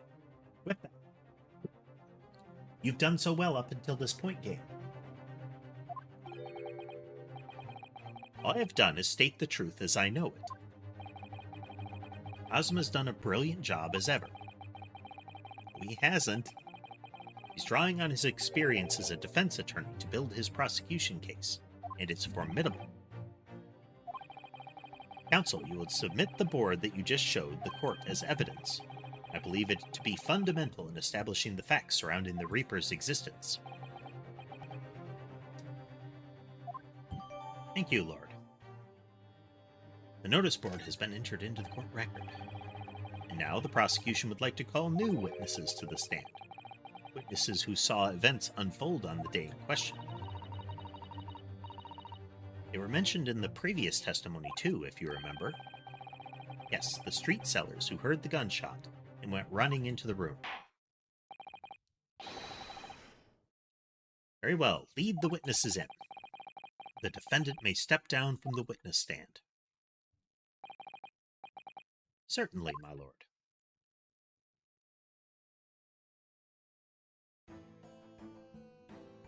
Oh, wow. Oh, I'm interested to hear from the guy in the rightmost. That was the cab driver in the first case. And then in subsequent cases, it was shown that he was willing to take a bribe to help McGilded get away with murder. Like, to conceal evidence. So I'm wondering if he's been fired and this is his current thing.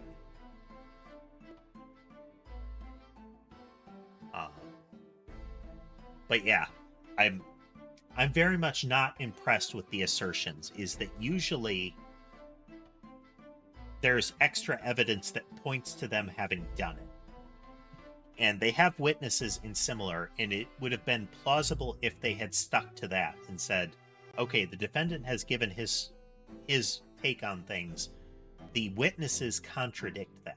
So if the witnesses don't mention, like, the candles were burning, then the whole candelabrum argument is pure conjecture. That's just spinning an idea from the prosecution, and that's... They don't do that in this one. The idea that it was his room is a reasonable bit of conjecture, but to present it as he was lying because this board talks about him is weird. Like, asserting that he must be the Reaper of the Bailey and thus has killed all of those people, and so it makes sense that he would be the holder of that board is, like, it assumes the results of this trial.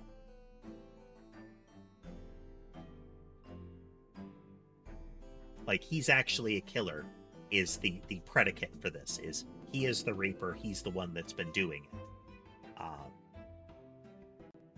Yeah, so I hope this turns around, that this improves, because I'm not liking where the arguments are going right now. They're making Kazuma a bad character.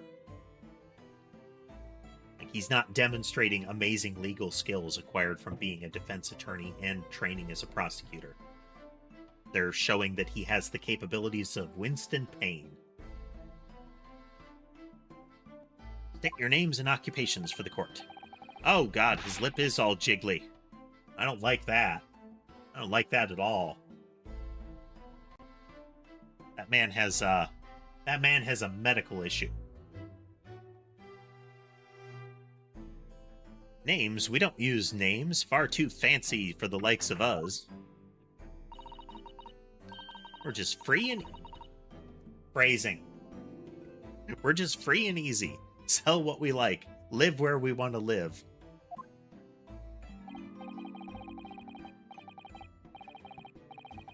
I give them all a vacant stare as they walk down Fresno and spin a few words into a verse for them.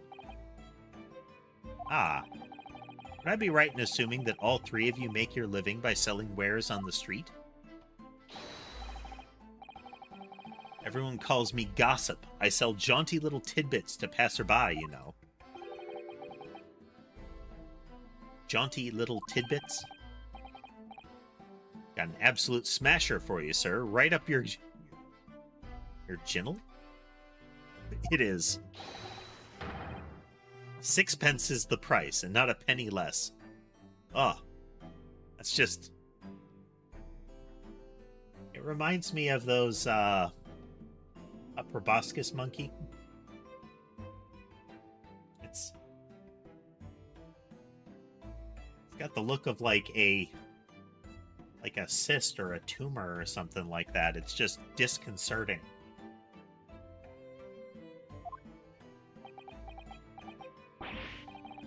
Wait, you're actually trying to sell it to me now?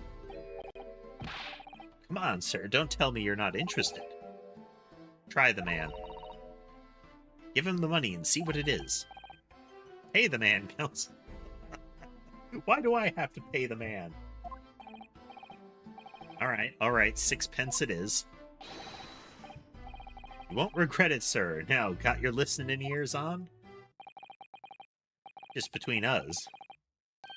A young couple on Slight Street have just had twins.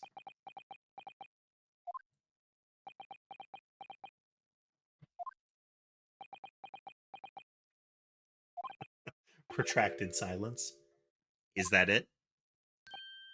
Oh. No, that's not. No, that's not it. It's gossip, isn't it? It wants to spread. But that's bits up to you in your mouth, of course.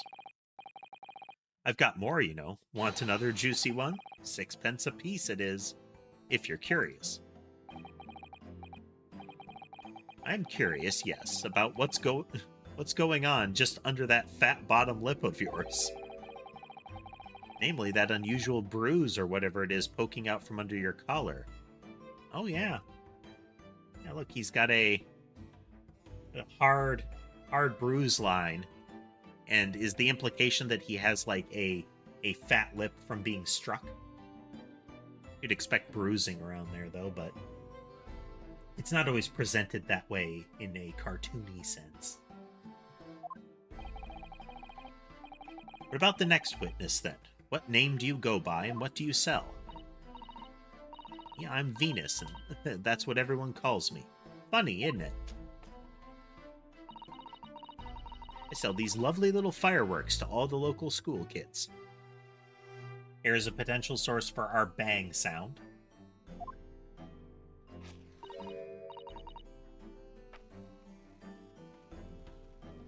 £6 a pop. What do you say? Weren't exaggerating with little. Do they actually sell? Oh yeah. The second years can't get enough of my Venus firecrackers. Especially when I tell them that if they get 100, they could blow up the school.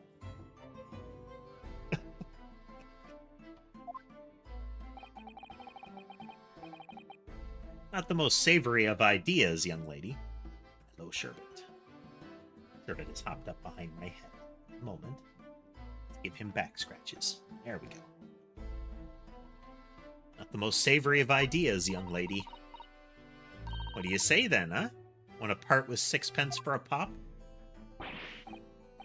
Wait, what? You want me to buy one? Tell you what, I'll let you in on a little secret. If you get 100 of them, you could blow up the whole courtroom.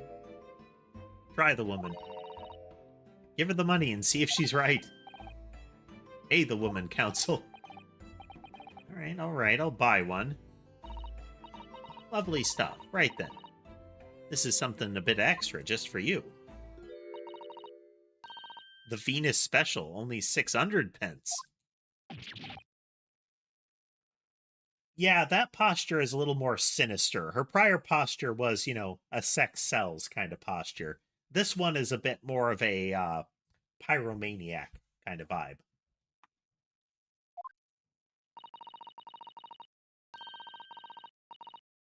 Like, she's into her own products, let's say. It's 100 of my regular fireworks. Nothing little about that, is there? And there'd be nothing little about the punishment if I blew up the Old Bailey, either. Yeah, the Venus Special Firecracker, consisting of 100 smaller fireworks at 6 pence each. What sort of bang could it make? And the last witness. What name do you go by and what do you sell? I'm the thinker, me. Think all sorts of thoughts. I think, therefore I am. I am, therefore I think. I think. Not only does he have the big red nose, it can be a composite of, being a drunkard because of the rosy cheeks as well, but he was the guy that was super duper cold. Like, he was the cab driver who talked about how cold he was all the time. And how in the courtroom, when he exhaled, there was a puff of fog. Everybody else acted like it was, a reasonable temperature. But when he breathed out, it was a mist.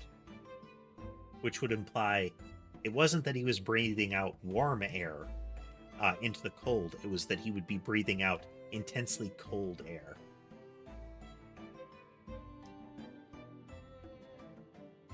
As I stand there on the street, watching the world go on about me, they call me the Observator. Get out of it, old man. Everyone calls you Sandwich, and you know it. So, you don't actually sell anything? A problem shared is a problem halved, as they say. I give advice, I do, and think what it means. I don't actually sell anything, no, come to think of it. It's hot. Actual... Is it actual hero?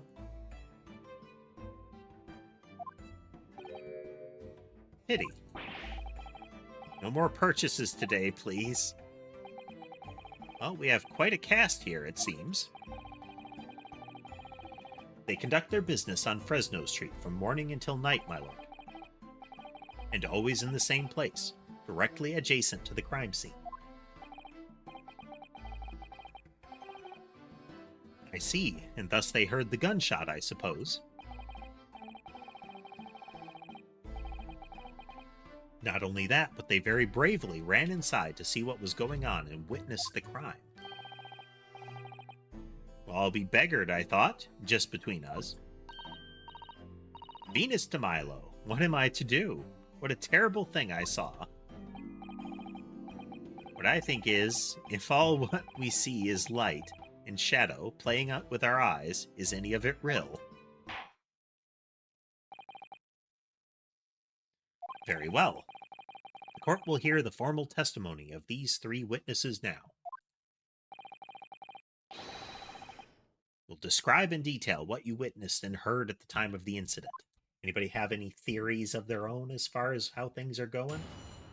Or where they're going?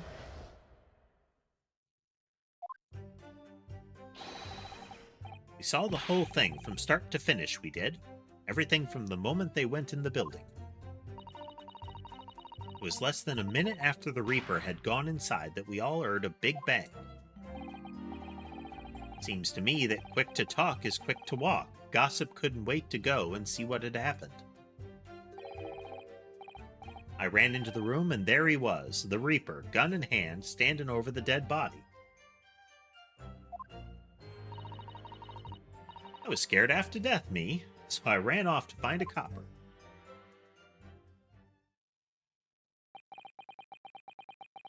If these witnesses were there the whole day and saw everything,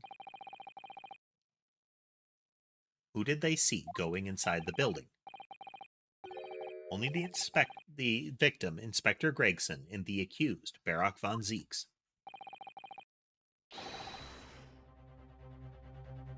I've seen pictures of that Reaper in the paper. I know what he looks like.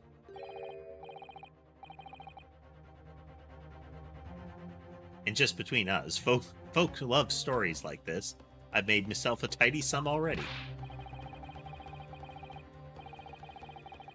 But wait, that room was just one of several flats in the building. Someone from another flat could have done it.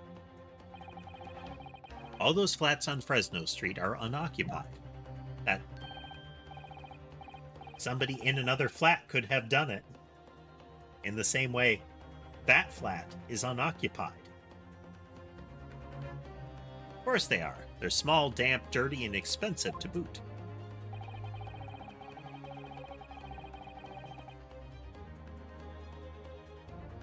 The room in which the inspector was found is the only property in the building that's currently leased. And we know the leaseholder's name, don't we? It's Hugh Boone. The testimony the court has just heard would appear to leave little room for doubt. It's becoming increasingly difficult to see how anyone other than the defendant could have committed the crime. No. Thank you for your candor, my lord. Gavel. Counsel for the defense, you may proceed to cross-examine the witnesses. Yes, my lord.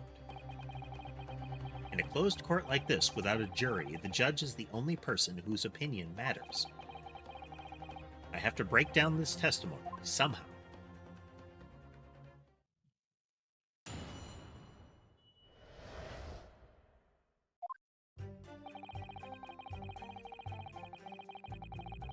Hold it! When you say they, who do you mean exactly? Inspector Gregson and the defendant, Lord von Zieks? I suppose so. Likes of us don't know the names of the high and mighty. But I'll tell you one thing, it was the old Reaper that went in last, that's for sure and certain. Just behind Inspector Gregson. Did they arrive at the same time as each other? No, not at all. The first fellow must have gone inside a good 15 minutes before we heard that gunshot. The victim arrived 15 minutes before? Are you sure about that? Am I sure? Am I sure? Does it seem likely that I'd have forgotten a fella with bright red hair like that, does it? Huh? Yeah, his hair really were red, weren't it? Redder than my flamin' fireworks, even. That fiery red mop still burnt on the inside of my eyelids, it is.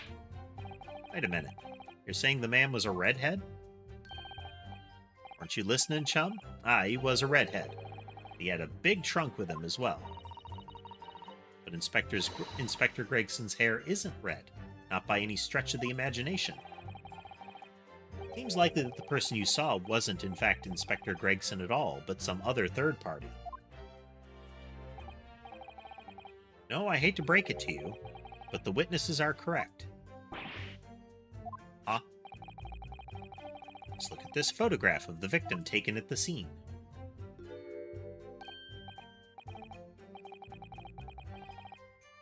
It's Inspector Gregson, all right. And a red hairpiece. Ah. Of course, we saw one on the floor when we investigated the scene, didn't we? Still refuse to believe Inspector Gregson wore a hairpiece, though. So then why on earth would he have been wearing something like that?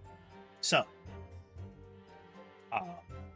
we could have a person in red hair with a big old trunk containing Gregson's body enters the building.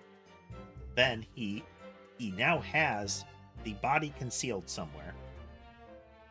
And when the event is occurring, when the guy is distracted, he dumps the body out and tosses the wig on it and then books it out. So I thought there was a second door in the room, wasn't there? Might have just been the angle of the room, though, like when you're investigating. Yeah, there's just the one door. So for it to be deposited there,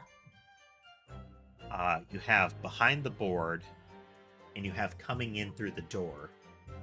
You also have hiding in darkness. But none of those seem terribly viable.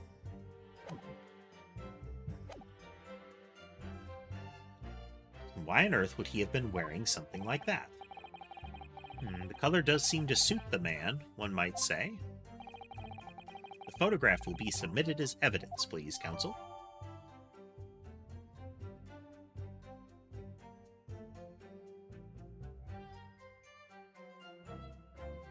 Yep, the incredibly red hair does line up with Sholmes' appearance on the day of the, like, a couple of days earlier.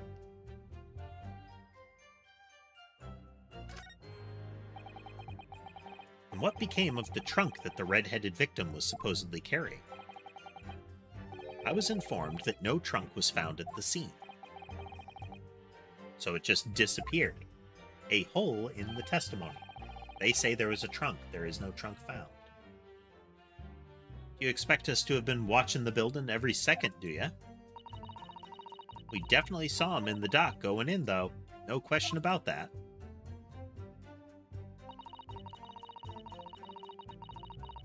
Hold it! Hello, Sherbet. Chirping and hopping around behind. So he must get head pats. Scratches.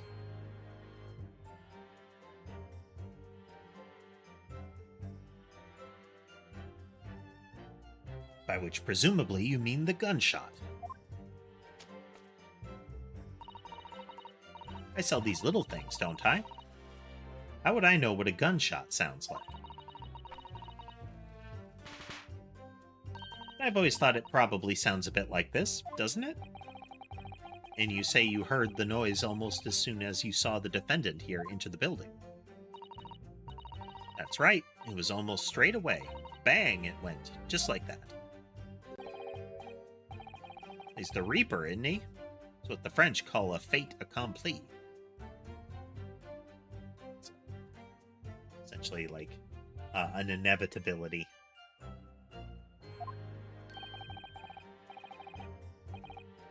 When the Reaper's around, people are going in the ground. I mean, that's what he does, isn't it?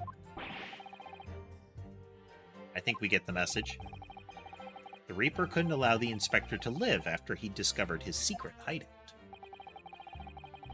There can be no clearer motive for the crime. Yes, it's certainly an eminently credible motive. Great. At that point, you ran inside. Is that correct?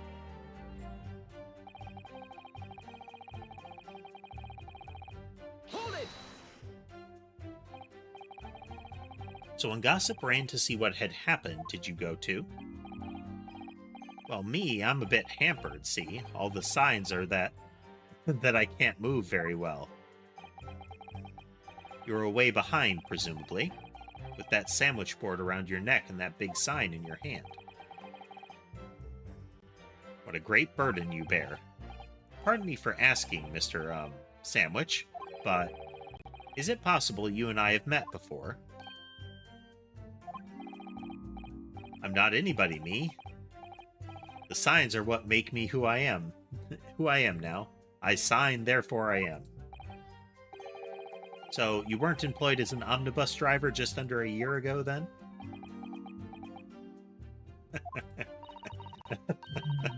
The shakes increase. I might be mistaken, Mr. Naruhodo, but I believe his trembling has intensified. Yes, I agree. He's clearly been through a lot. Turn down King Henry Street and the Black Widower's Arms is just there. Dear, you've made him hide behind his sign. Life is full of surprises.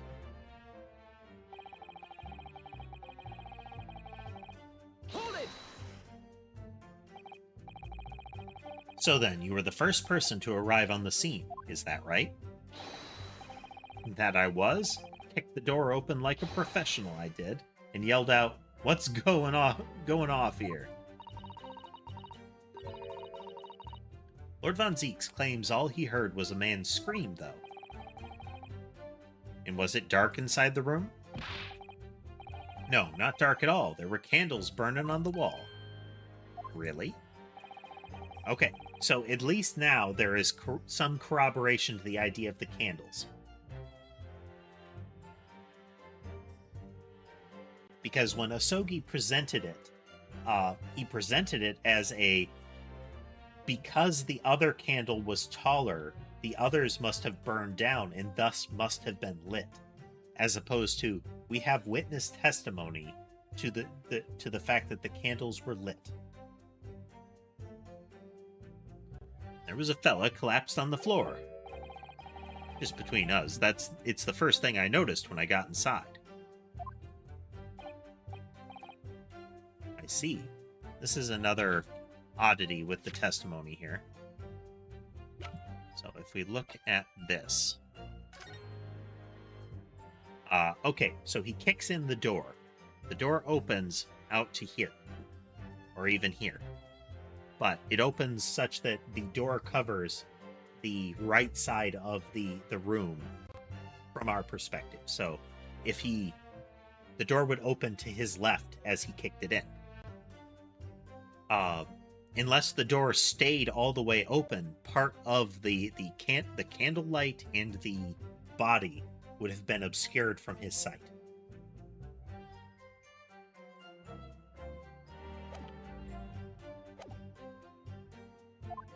I see. Even though Lord Von Zeeks claims not to have seen any such lights on the wall. The next thing I noticed was someone standing right beside the body. The accused, Barak Von Zeeks. That's right, the pale-faced Reaper himself. I was a little shocked, I won't deny it, but I'm no lily-livered coward. I stood my ground and gave the Reaper a cold, hard stare myself. Excuse me. You have something to add, Mr. Sandwich? There's a movie called Dark City. And within it, you have kind of strange men that they're almost kind of like alien entities that orchestrate the entire workings of the city. Periodically, they will, like in the middle of the night, they essentially stop time. Everybody is knocked unconscious, and they go about changing the circumstance of other people in the town. So a wealthy family might get moved to a dingy apartment, their clothes changed, and their memory manipulated, such that they're now a poor family instead of a wealthy family. People shuffled around in that way. But I mention it because all of them are like refer to each other as like Mr. Noun. So like Mr. Book, Mr. Paper, that kind of thing. And he is Mr. Sandwich.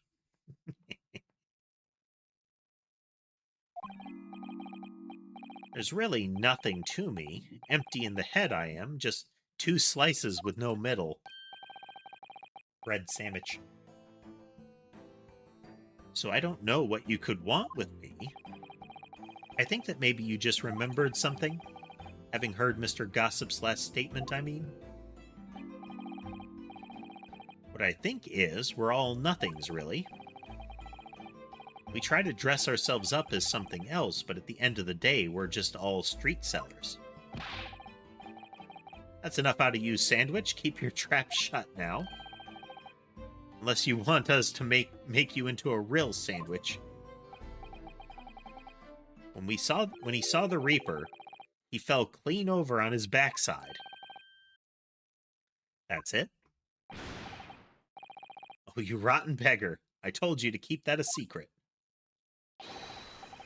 He screamed, he did. Screamed and scrambled off on all 4s. That's all I wanted to say. Mr. Gossip, is this true? The floor was dead slippery, that's why. Planted my hands in a filthy pool of blood, didn't I? Yuck. A pool of blood? Listen here. Even when I was sprawled on the floor, I still kept giving the Reaper a cold, hard stare. Don't you forget it. Let's go back a little. Did you say you got blood on your hand? I did, aye. Happens to the best of us at times, doesn't it? So I was scared, so I slipped over. We can keep it just between us, can't we? No, Mr. Gossip, I'm going to have to ask you to add that information to your formal testimony. Oh, if I must. Gavel. Witness will amend his testimony to include the aforementioned details at once.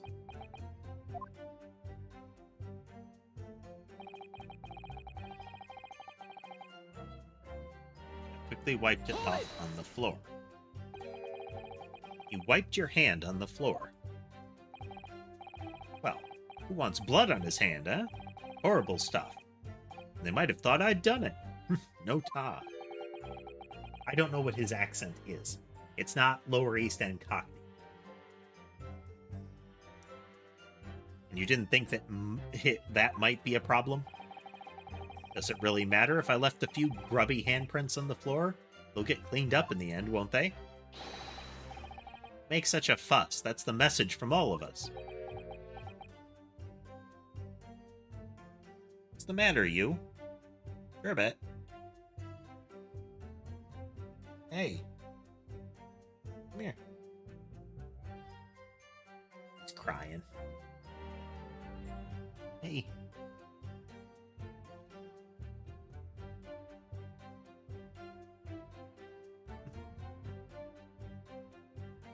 There were no handprints to my knowledge, so we have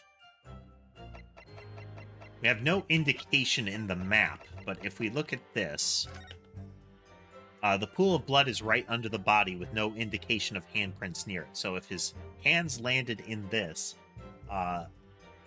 you'd expect there to be some markings elsewhere. I think we might have to use this photo.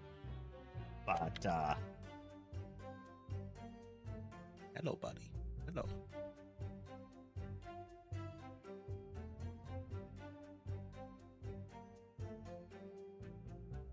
Hello. Walking on the arm of my chair here and messing with the microphone.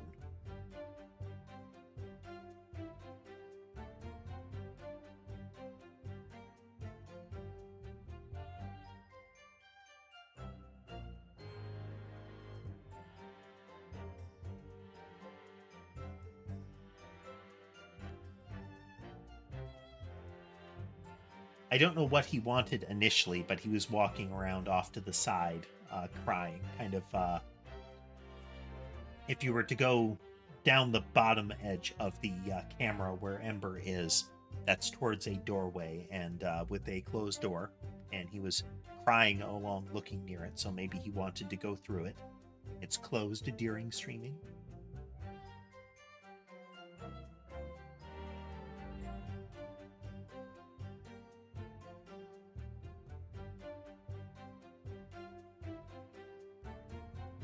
He's getting intensive pets right now.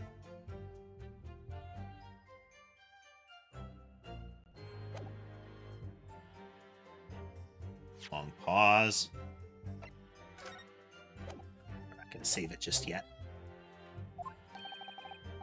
Is something wrong, Counsel? No, my lord. I didn't remember anything in the report about a bloody handprint on the floor, that's all. Don't come at me with all that. You can't intimidate me. I know what I did. I wiped it off. On the floor. The blood. Hey, bud. Buddy. Buddy. Quickly pause. Careful, you.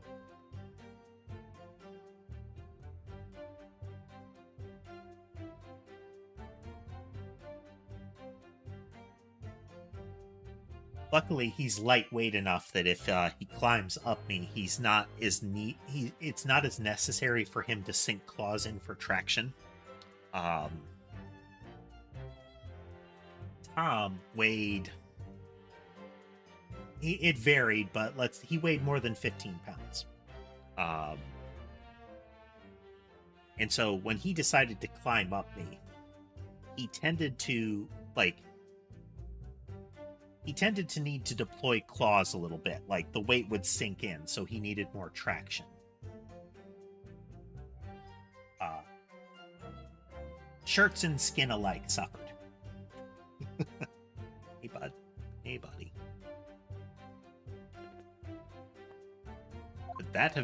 Could that be what happened, Mr. Naruhodo? I don't have all the answers yet, but I think we may have just uncovered a vital clue.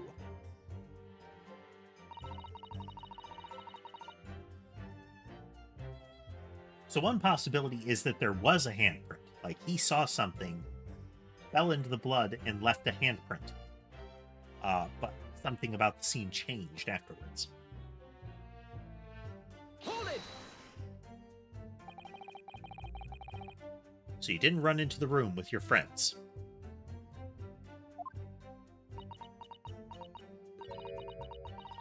I'm not that sort of girl.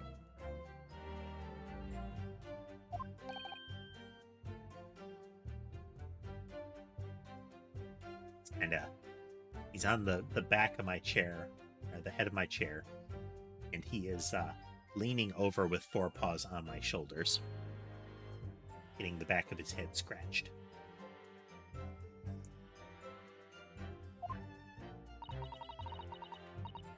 I'm a timid little thing, me. I was too scared to go in there. Ah, right. I see. Oh, Lippy and the witch ran. Lippy and the witch.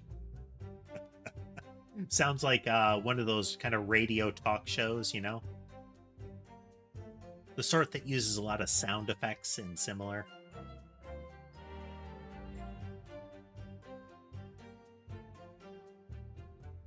You've tuned in to 98.3, Lippy and the Witch.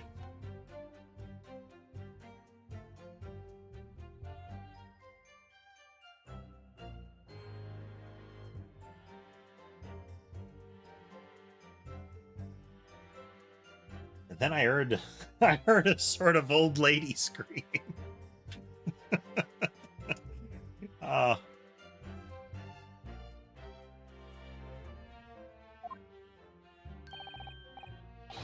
Well, that wasn't me, I swear. If I were a gentleman, I'd stake my honor on it.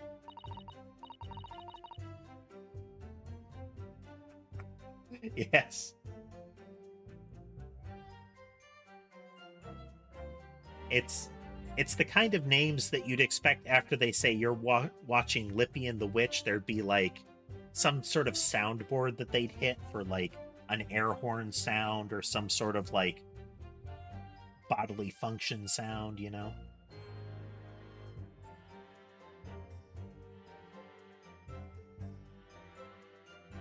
I wondered what on earth was going on, which is when you went to find a policeman. And I ran into a copper as soon as I turned the corner. So I brought him straight back to the place. Didn't I do well, eh? Just between us, that copper's eyes nearly popped out of his head when he saw the Reaper. I've never felt more uncomfortable in all my life. And the defendant was arrested on the spot, I believe. Considering the catalog of killings the Reaper had carried out, it was a particularly inauspicious end. I can't find any holes in this testimony. I'm afraid the judge will give a ruling of guilty, Mr. Naruhodo. The truth is, though, their combined testimony is fairly damning. Unfortunately, there doesn't seem to be any obvious problems with their statements, do there? Still, if Lord Von Zeeks really is innocent, then I'm almost certain that we'll find something in there that doesn't quite add up.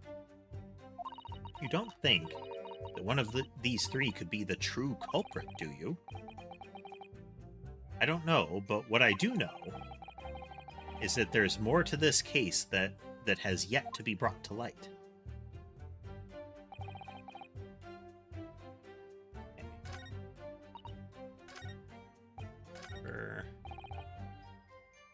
stepped over and got blood on my hands.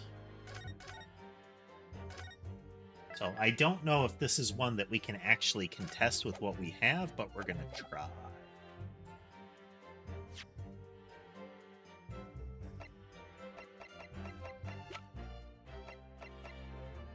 We're gonna check everything real quick though.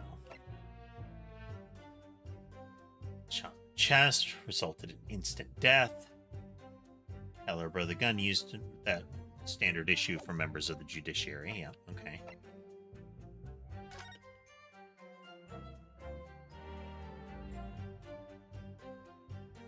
Bloody handprint.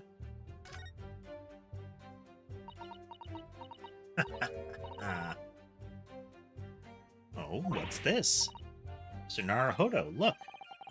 Yes, it's a smudge of some kind, in fact. It looks just like a handprint. And the color. That's blood, isn't it? Oh dear, how disturbing. This is what we have to supply.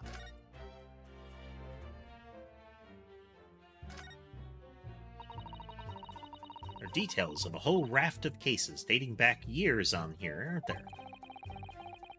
This paper from 10 years ago is browning with age, look.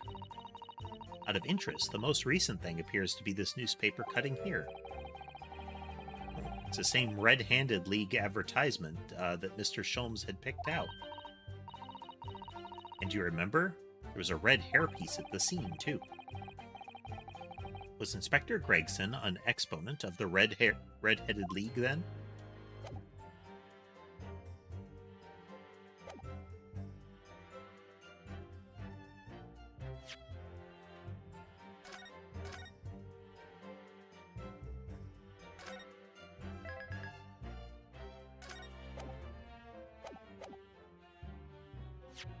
Isn't. Objection! Music stopped. You got it right. So you wiped off the blood from your hand on the floor of the room. Are you quite sure about that? Well, what else did you expect me to have done, huh? Does it really matter?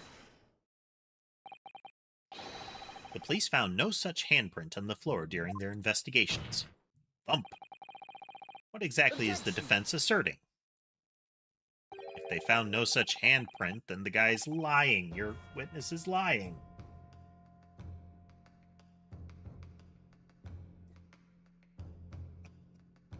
Yeah,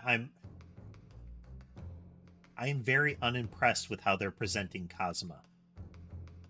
It's as if they're saying, like, oh, he's being so decisive and capable, but what actually seems to be happening is they're showing him as kind of incompetent.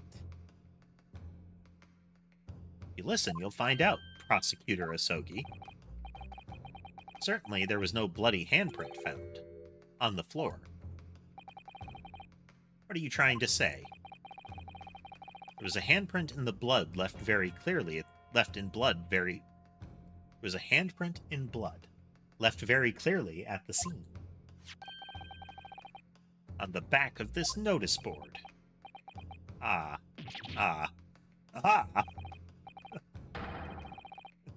of corkscrewed up there, didn't he? Ah, yes indeed. Indisputably a handprint in the distinct color of blood. You're dead right. That's my right hand. I'd know it anywhere. Objection! Thump. The witness very definitely testified that he wiped his hand on the floor. Any handprints on the back of the board are irrelevant. Objection. Not if the board itself had fallen over onto the floor. In that case, it's quite possible for the witness's handprint to have ended up there. Just look at the floor plan of the room. The notice board was on the opposite corner of the room to the victim, and in an upright position. Even if it had been somehow toppled and was lying on the floor at the time, it would have been a considerable distance from the body. I fell over when I came across the body, so I was basically right next to the corpse, not on the other side of the room.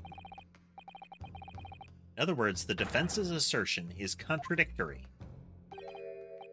Yes, it is. There's a very definite contradiction here, for which there must be a reason. It's essentially he's saying there was no handprint found on the floor. The witness said there was a handprint on the floor. Like he wiped his hand on the floor. It was bloody. And he's asserting like, well, there was no handprint on the floor and the witness couldn't have fallen over by there. So, so what? It's like, yes. There is a contradiction in what the witness says. It's, did he wipe his hand on the floor or not?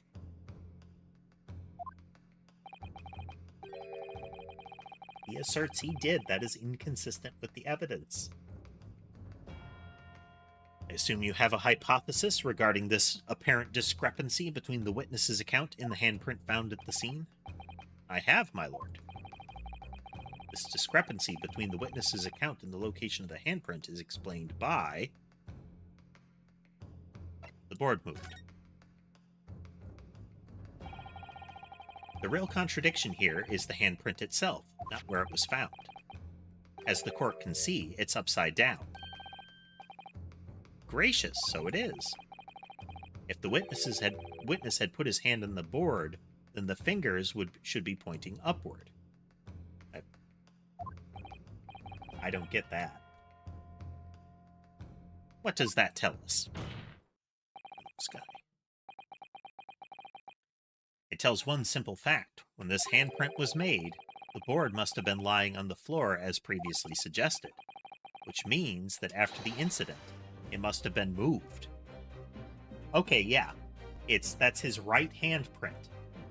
And if he fell backwards and wiped his right hand on the ground, then the board was over by his right hand.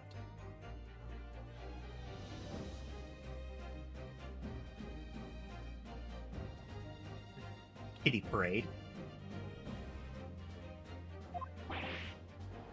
What? Objection! Just notice that Gossip is very nearly in the big booba'd anime girl spine cracker pose, you know?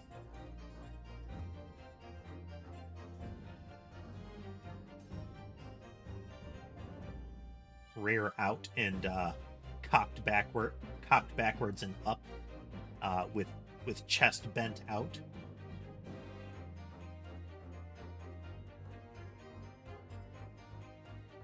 You're claiming that somebody moved the notice board after the shooting.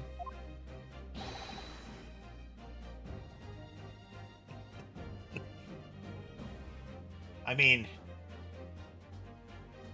to add to the disturbing image, he does have that big floppy lip on the front, to cement the appearance.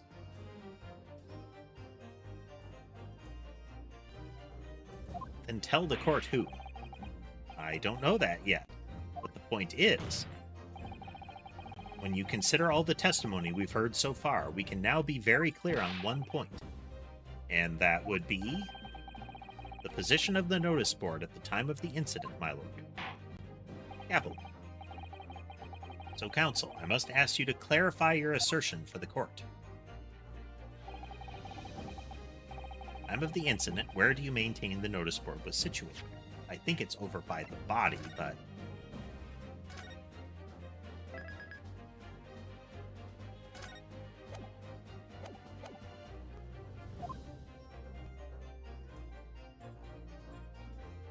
Take that! The only possible location. Immediately adjacent to the doorway? The court would think back to the testimony given by the defendant earlier. He said that when he entered the room, it was dark, and he couldn't see the body. By heck! If the notice board had been here, the body would have been completely hidden from view. Okay, so, yeah. They're adding another layer to this. So, the notice board, or the murder board, was positioned there where it would have direct light from the candelabrum. When Zeke's entered the room, I would expect that he would open the door, like a human, and walk in without knocking over the board, which would mean that the light from the candelabrum would be more concealed. And as with the body.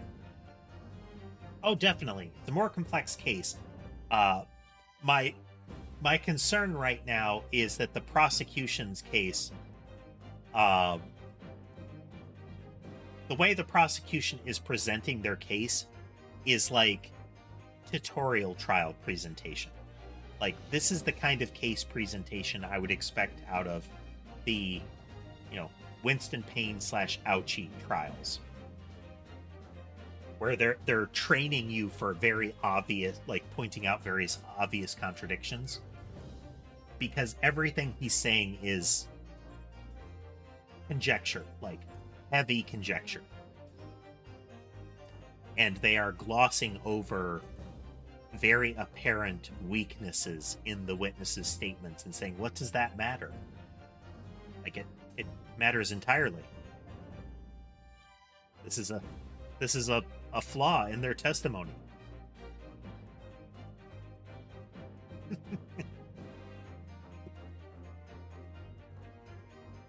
The notice board had been here, the body would have been completely obscured, and the light from the candles would have been blocked, making the room appear dark. Objection. The accused also claims that the victim's body simply appeared before him. That's true. Or, in his precise words, just as I picked the firearm up to examine it, the door flew open and I heard a man scream. Door flew open, knocked over the board, and now he could see it more clearly. Which also puts the gun pretty far away from the victim. It was only then that the body of Inspector Gregson appeared before me. I don't know about calling it a scream, but he was talking about me, and no mistake.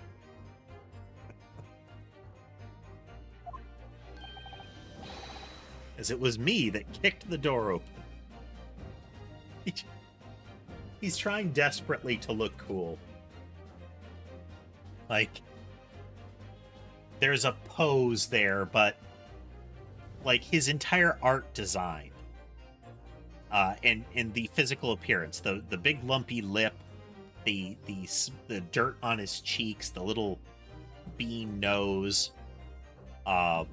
even his outfit, like the shirt in his coveralls there, make him look kind of dumpy. Like, if you look, a lot of his mass, it's spindly and then baggy. So down the arms to a lump around the forearms, around his butt and legs. So his cool pose doesn't carry.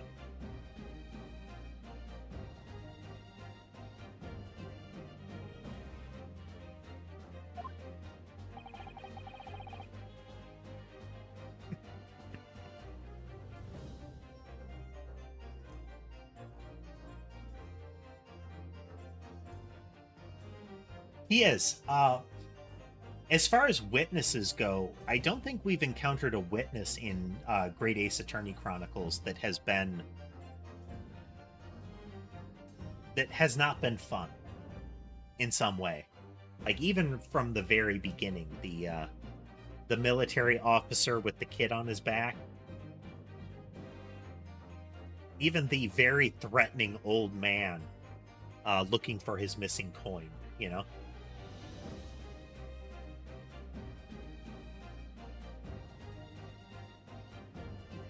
Look again at the floor plan. Consider what would happen if the door to the room was thrown open with force. That can't. The door struck the notice board, knocking it over and making the victim's body visible. Like, I like this sequence of events. I just don't like how the prosecution is being handled. at this point. It doesn't make Asogi look competent. It makes him like one of the weak prosecutors.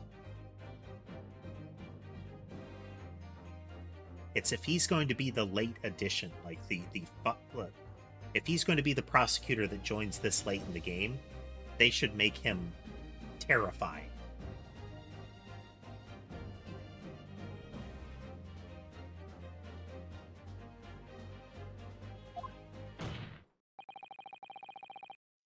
My client has told nothing but the truth. He has simply described what he saw. Yeah, see? That pose. Gavel, gavel. Counsel, how has this not come to light before now? After the incident, someone must have righted the board and moved it into the position where the police, myself, and my colleagues saw it when investigating the room. Witness, what have you to say for yourself? What? Me, my lord? He does have a good shocked pose. I wonder what his defeated animation is going to be. Hey. Very demanding today, sir.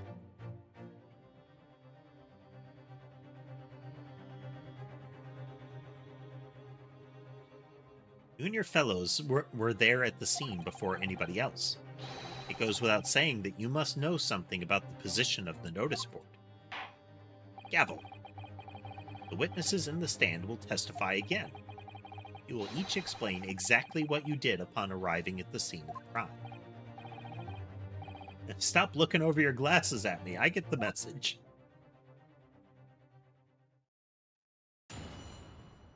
Sherbet's walking around, like, doing his little chirp cry.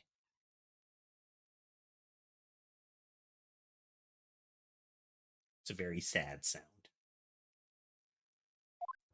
Mystery of the moving board. I don't know anything about that there notice board. I just wiped my hand on it, that's all.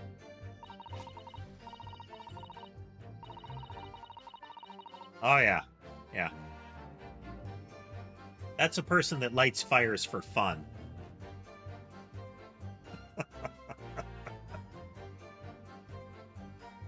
He is quite captivated by that match. Don't look at me. I haven't got a clue about it. I was doing business with some second years at the time.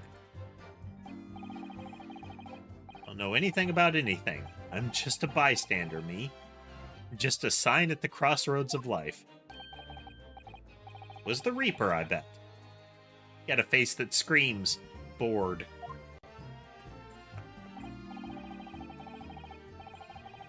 I can't see how this changes anything anyway. The detective still died when we heard the gunshot.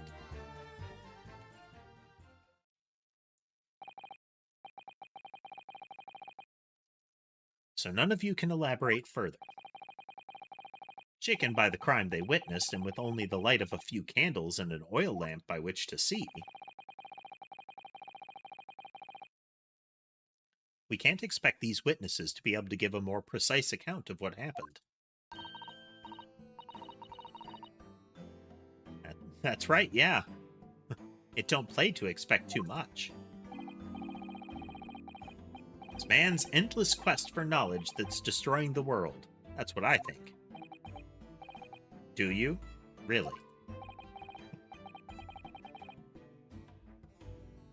In any case, as this testimony shows, even if the notice board was moved by someone following the incident, it makes no difference.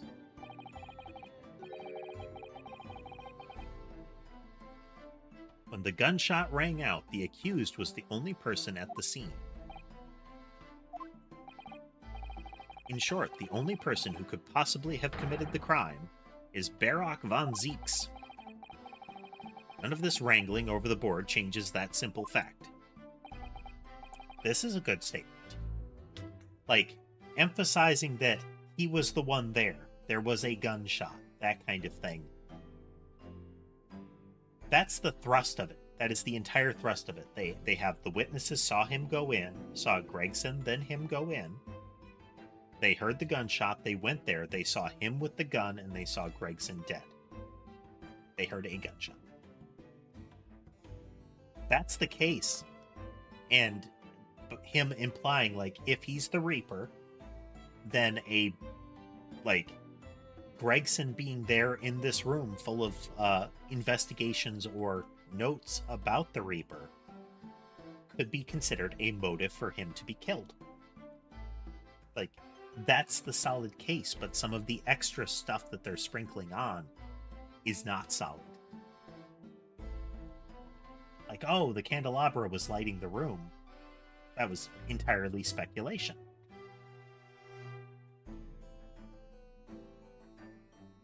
Until the witnesses said it. Like, having him say, we have witnesses saying there were burning candles.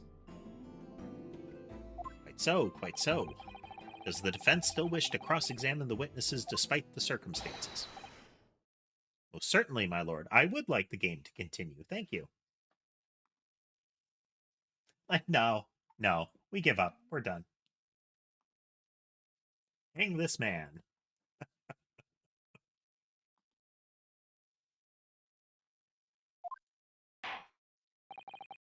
I do appreciate that they didn't ask us yes or no. Every now and then they do that it is either a false choice in which, like an entirely false choice in which you say, yeah, no, we're done. And then your assistant says, but we can't give up now. And then they ask the question again and you have to say, yes, I want to continue. Or similarly bad, but actually more irritating from a gameplay perspective is when it's, is there a way we can continue? Yes or no? And if you say yes, the game continues. If you say no, you immediately lose and have to load. I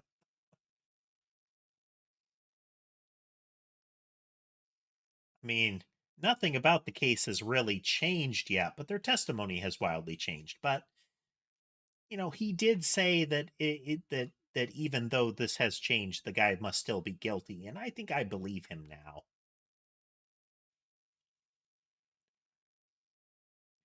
Very well, then you may proceed, counsel.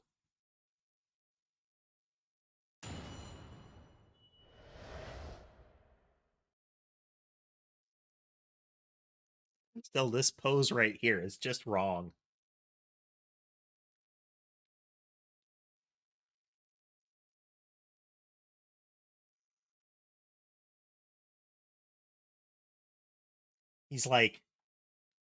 He's one motion away from kicking up one heel and touching his lips and going tee-hee.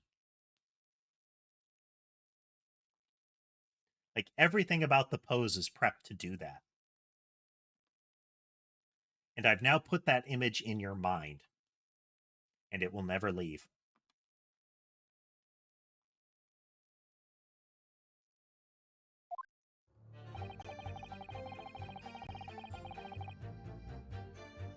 Hold it!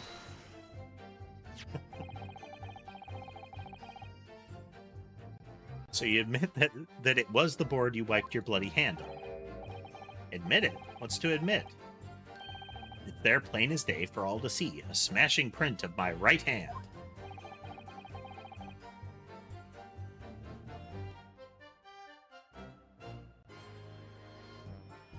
Perhaps you wanted to hide that handprint. So you righted the notice board and pushed it to the corner, did you? No, imagine the weight of that great lump. Do I look like a powerful and well-nurtured man? Well, did you see anything else moving the board? Anybody else? Got nerves of steel, I can tell you, but even I have my limits. There was a body on the floor in front of me, and the Grim Reaper himself standing over it. There was precious little light inside either. My bottom lip was all a quiver.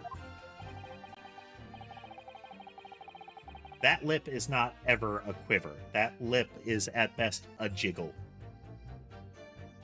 Perhaps a wiggle. But not a quiver.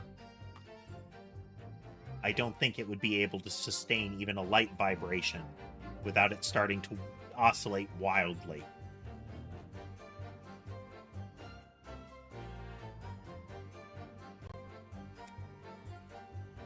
In other words, this witness is unable to give definite testimony on that point. Yes, so it would seem.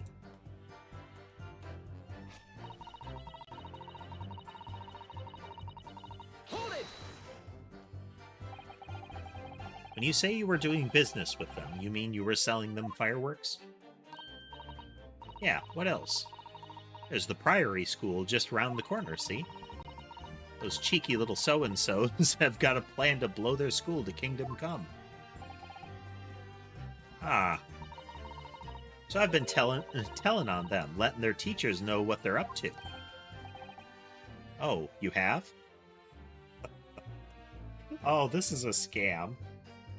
So, she sells them the fireworks and tells them that if they get enough of them, they would have enough to blow up the school.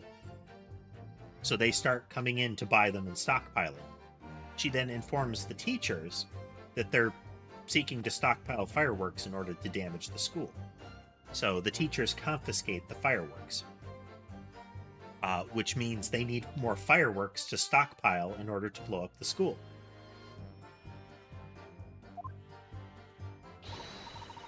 Yeah, wouldn't want anybody to get hurt, so I let the school know the kids are playing with dodgy toys. Then, praise the Lord, the teachers take all the fireworks off of them. And then, praise the Lord again, the kids all come back to me to buy more. Everybody's happy, see? Exactly.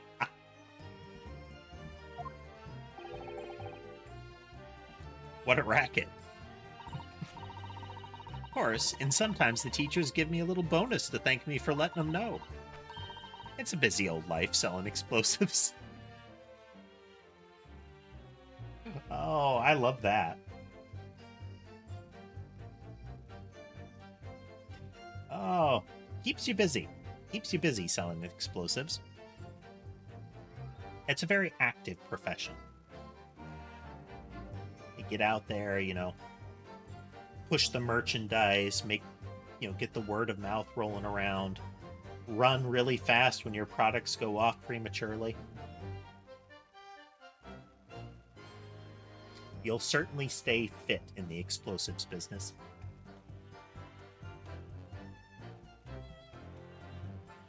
Oh, I guess you'll stay fit, or you'll not stay at all.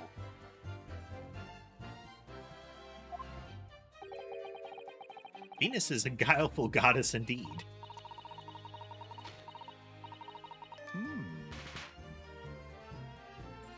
Well, telling barefaced lies is kind of my thing, really. I'm ever so good at it. Excuse me. So far, Sandwich is there to contradict the others. Something wrong, Mr. Sandwich? If I said it was, could we just leave it at that? Would that be the end of it? No. Did Miss Venus's statement just now bring something to mind, perhaps? Philosophical thoughts. Deep philosophical thoughts. Let's say there was a great liar. And that great liar said, without batting an eye, telling barefaced lies is kind of my thing. I'm ever so good at it. Would those words of hers be a lie, too? Or the truth, in which case she's not a liar? Oh, it's a hellish paradox, that one, don't you think? It's that statement, I always lie.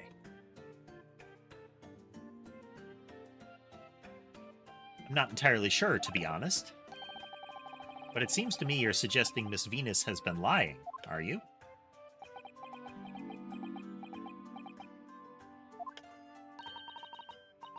What are you on about, old man? Trying to cause trouble, are you?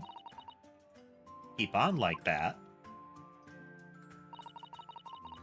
And I'll wrap your whole body in firecrackers and set them off. That'll give you something to tremble about. Yeah. She goes from clever street vendor into, mad bomber very smoothly.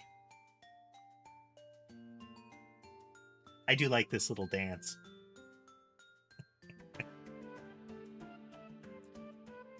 I wonder if it'll do it again. If it pans away and then pans back, will the match be out like last time?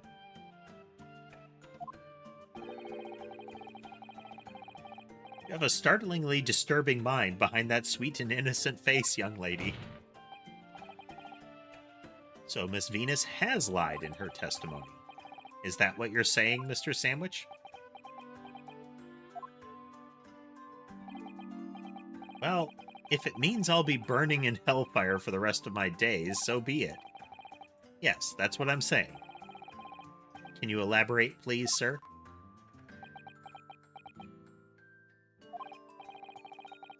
Old Blabbermouth here headed for the room where the gunshot seemed to come from. But there was someone else who crept up to the stairs behind him, too. That's right. That rotten liar over there. Hee hee.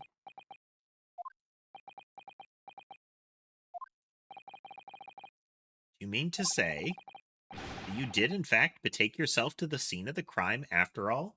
Do you mean to say you perjured yourself right in front of us numerous times?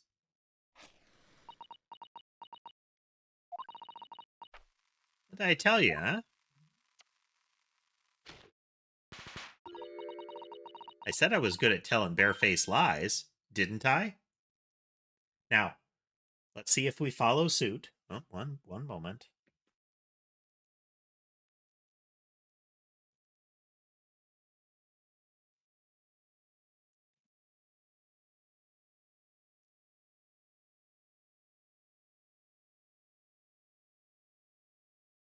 There we go.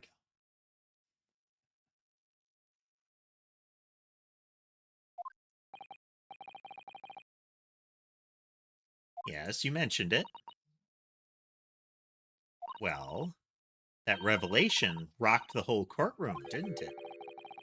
Who knew firecrackers packed such a punch? You did indeed visit the scene of the crime, did you, young lady? Good grief.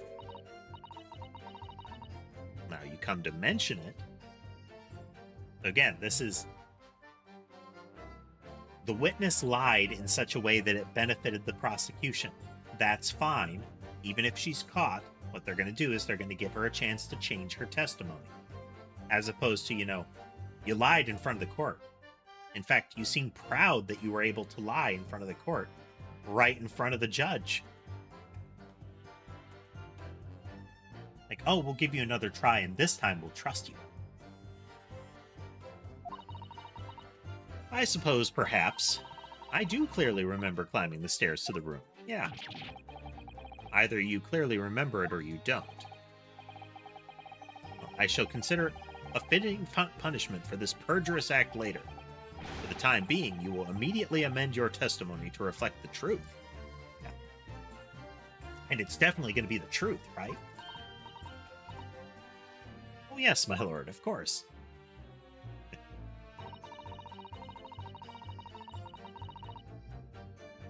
Hold it! Make a habit of lying, do you, Miss Venus? Well, I suppose so. I don't really know, to be fair. If you want my advice, though, I'd take everything I say with a big pinch of salt. That's good.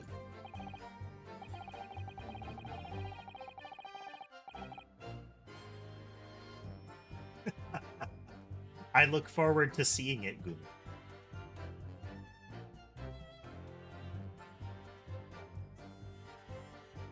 We may end up having to take a look at it.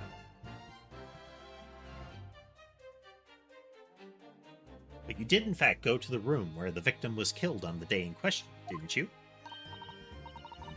Oh, please. As if I would. I can't think of anything more terrifying. The truth, please. Well, all right, just a bit, then. I mean, a girl my age is curious about stuff, you know. Did you touch anything at the scene?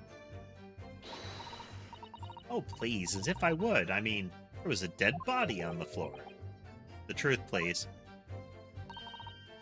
Well, all right, just a bit, then. I had to look to see if there was anything I could sell. So I did give the place a once-over, but it was nothing to write home about. Right, now, I hesitate to ask, but you didn't move the notice board by any chance, did you? Oh, please, as if I would touch anything like that. Just a few bits of loose change is all I had. The truth, please.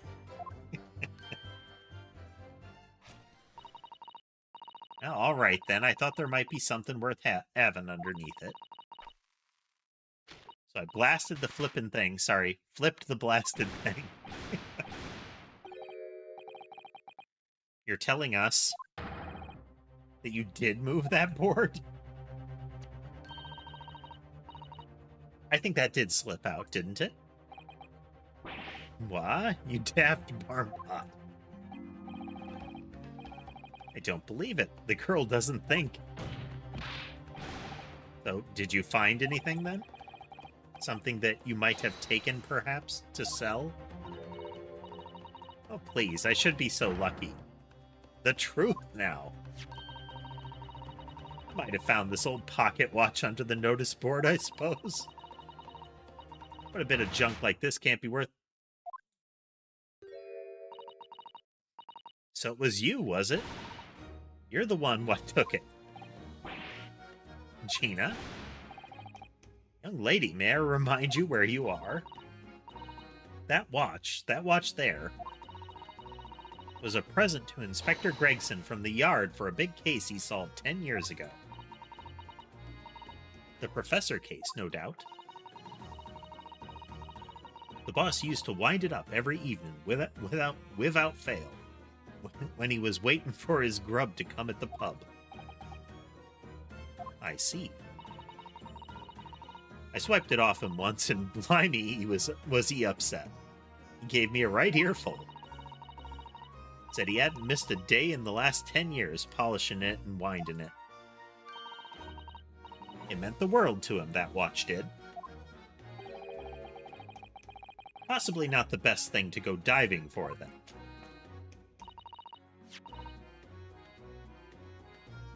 It's not all that, though. I took it to Jabez's that night to ask how much it was worth, but the old dealer wouldn't touch it. Wouldn't give me a penny for it, said it wasn't working. Knocked about and worthless, he called it. Ah, I knew I should have lifted it.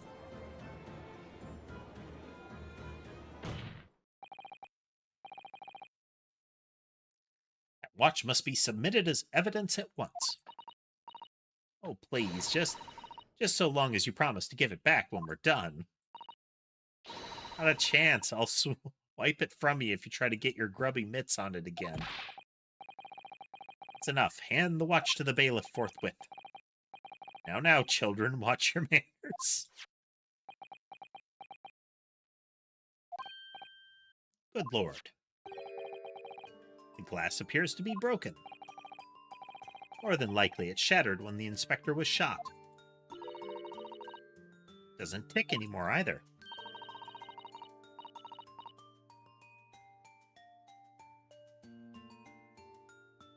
Oh, beverage time.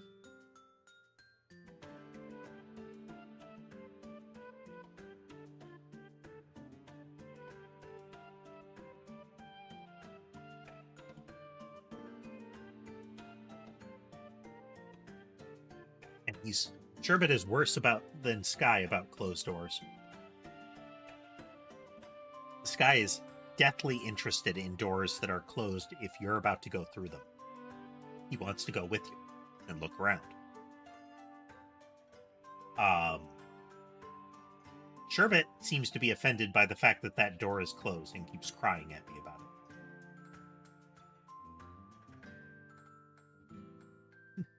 Which is why Jabez didn't want it. What a waste, huh? Yes, indeed. It appears to have stopped at the hour of 5.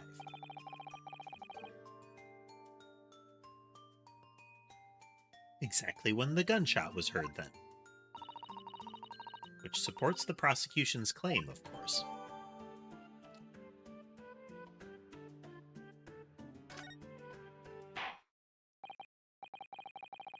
It would appear that the mystery of the moving notice board has been solved, at least.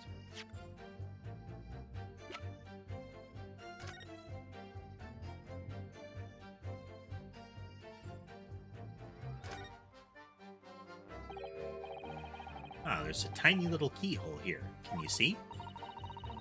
It's probably for the winder used to wind up the mechanism. It's a little unusual, don't you think? Need just the right key to wind it, I imagine. Why do I feel as though I've seen something? Something a bit like a key that's about the right size to fit in this hole. Wonderful if we had the key. Let's check carefully over what we found already. The little policeman. It's the button to open it. There's a tiny little stub sticking out from this small hole here. Look. Suppose that must have been the little knob or something on it for setting the time. Oh, that could work too. In that case, seeing as how we know the inspector took such good care of the watch, it probably broke when the incident occurred, didn't it? Yes, of course. Which could mean that there's a small part of the watch still at the scene, maybe.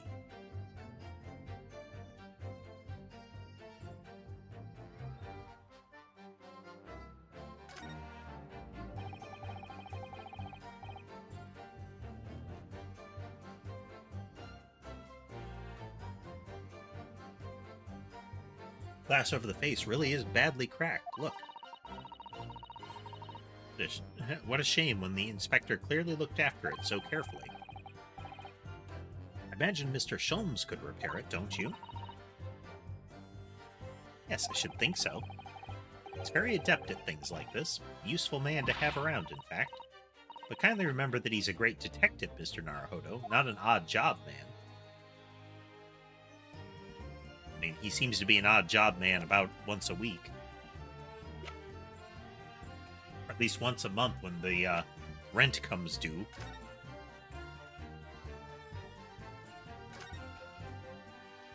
The head a twist.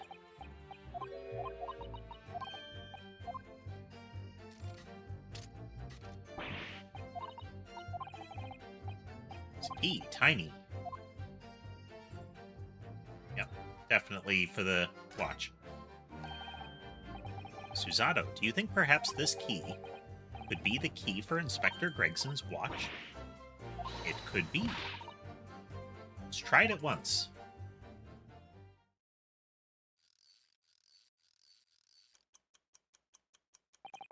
I knew it. A perfect fit.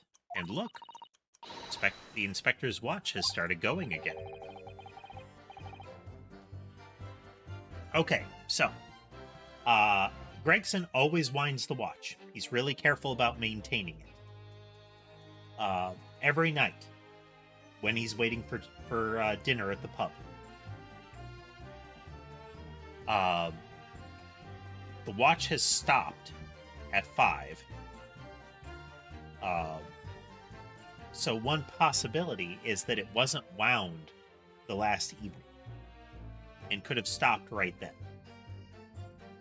And maybe the time-setting element was damaged or removed in order to keep the watch from changing time. Is that they wanted it to be at 5. In order to support that it happened at 5 that day. So it has obviously just not been wound up, that's all. What is it, Miss Susato? Well, if the watch isn't actually broken after all, I have a feeling it could have profound implications. She's deep in thought now. Perhaps I'd better start thinking deeply too.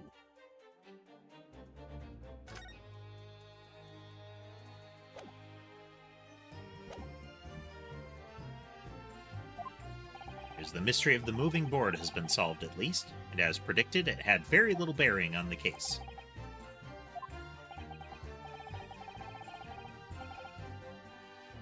Now then, continue with your cross-examination, please, Counsel.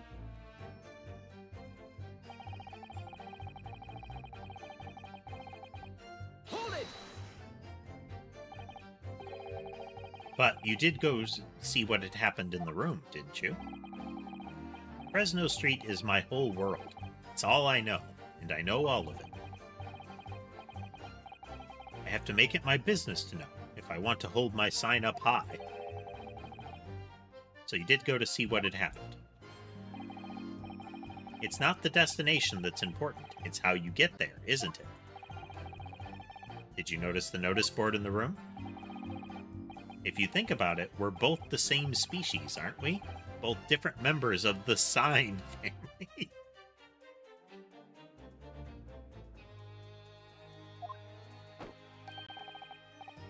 So if I'd spotted it, I might have tried to trip it up out of a sense of rivalry, I admit.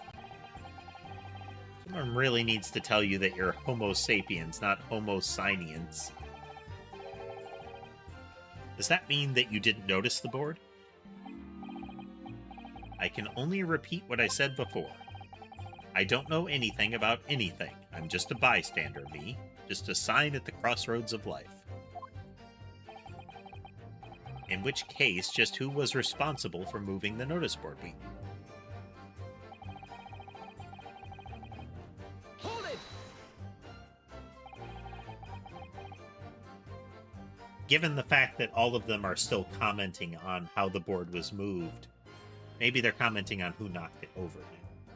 But we just had testimony that describes how the board was moved. And it seems like a lot of the testimony still talks about that. Exactly do you mean by that?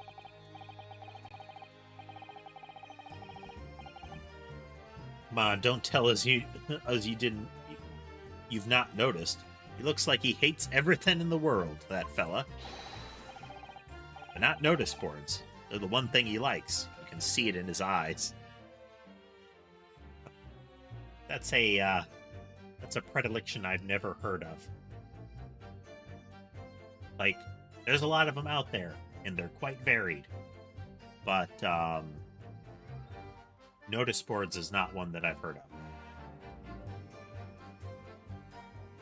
Especially given the time period and the fact that it's made out of planks, you would expect that it would be, splintery. Inconveniently splintery.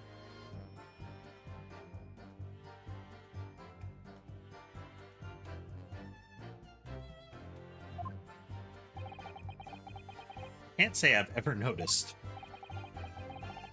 Tell you one thing for free, though.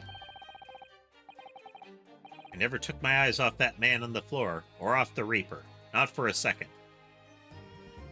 He's got chameleon eyes. He put one eyeball on each of them. Sorry? I was that scared, I couldn't. You never know what a fiend like that might do if you look away, do you?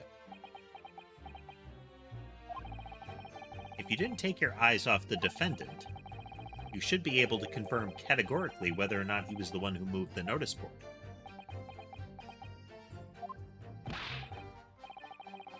That I can. The Reaper did nothing of the sort. I can swear to that.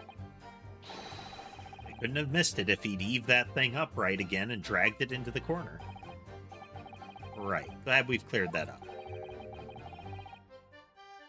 What happened to the face that screams bored? I feel your pain, Cosma.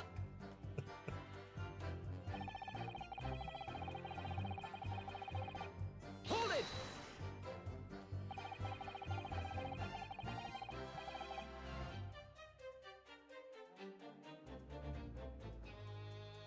It was 5 o'clock in the afternoon that you all heard the loud bang, wasn't it? Maybe the notice board fell over, maybe it didn't. Maybe I fell over, or maybe I didn't. But the Reaper's fate is sealed either way because of that gunshot we all heard. So your fate's sealed too. My fate? That's right. The defense is fated to lose. And the prosecution to win. In other words, it all hinges on that single gunshot. If I could just find some problem with that part of their story. It may be possible to change all our fates. Of course, none of that changes the fact that I heard what I heard, does it? Not much to go on. As you pointed out, Mr. Naruhodo, there's no question that the notice board was moved, so somebody must have done it. We have ascertained that. Okay, no, wait. So she said she flipped it over. But not that she moved it to the corner. Okay. It did happen after the event, so maybe Kazuma is right and it's not relevant to the case. But it seems to have been deliberately positioned so as to hide the body from view.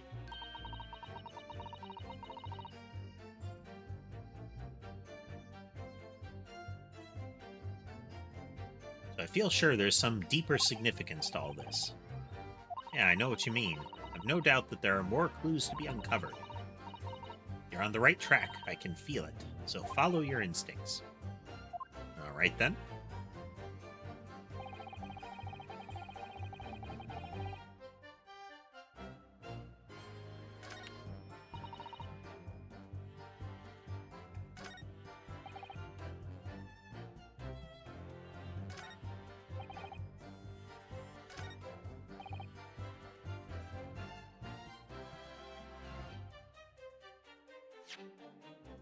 Stay down. Look over our evidence again.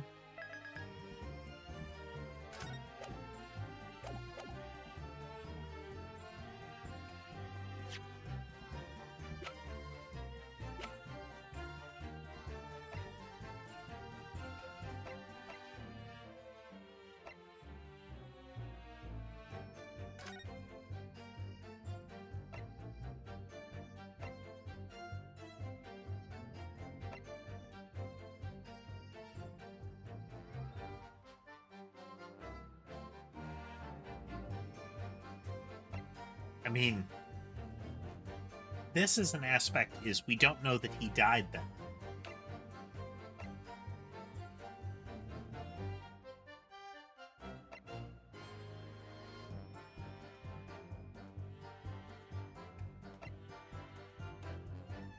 They assert that it was we have no time of death, I should say.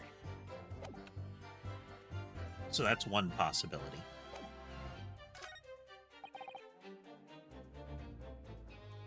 This guy is just all over the place. I don't think that much matters.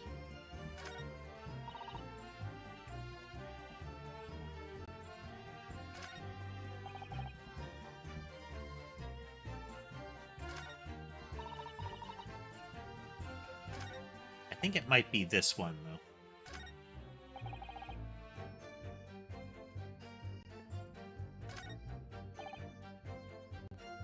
Yeah. There's complications involved in this.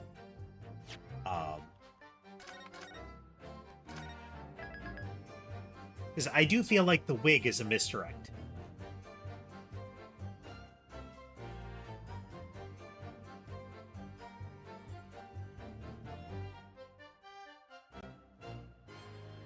A lot tonight.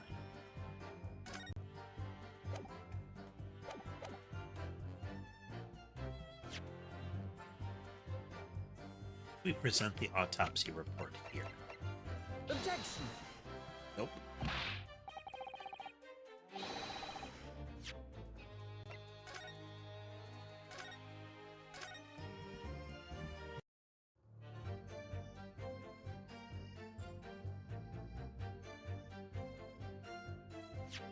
We got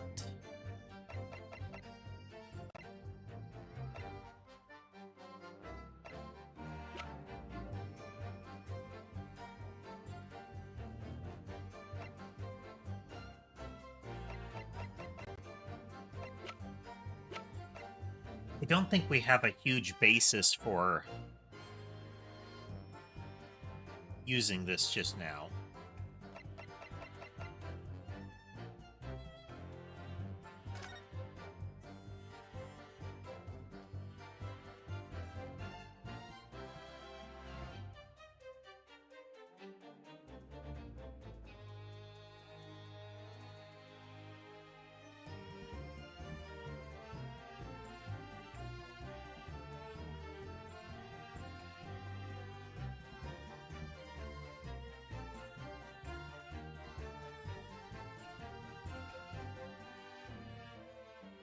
He could have. It's the assertion right now that it was the Reaper.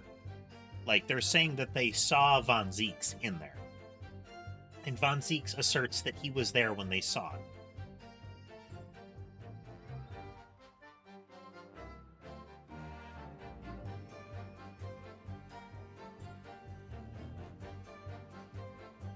Yeah, if we assume that it was a prior event, that there's a bigger gap in time, then they could still be telling the truth that they saw all of that happen, but it wasn't until later.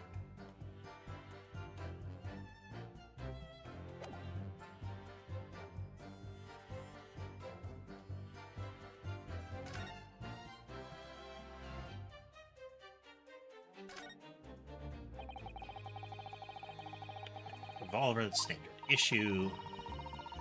It's about whether records are kept, who they're issued to. I was told that for the past 5 years, they've been engraved with a unique serial number. As far as I can tell, there's nothing like that on this gun, which tells us that it must have been issued longer ago than that.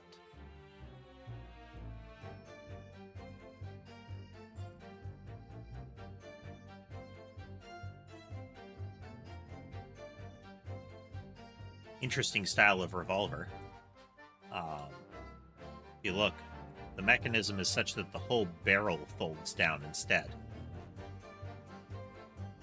So it's not like the cylinder flips out.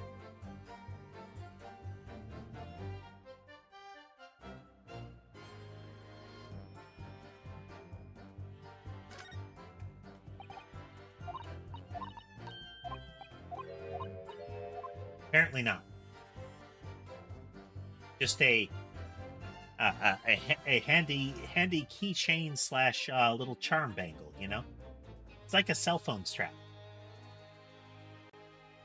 You could put like a little cartoon animal on the end of it.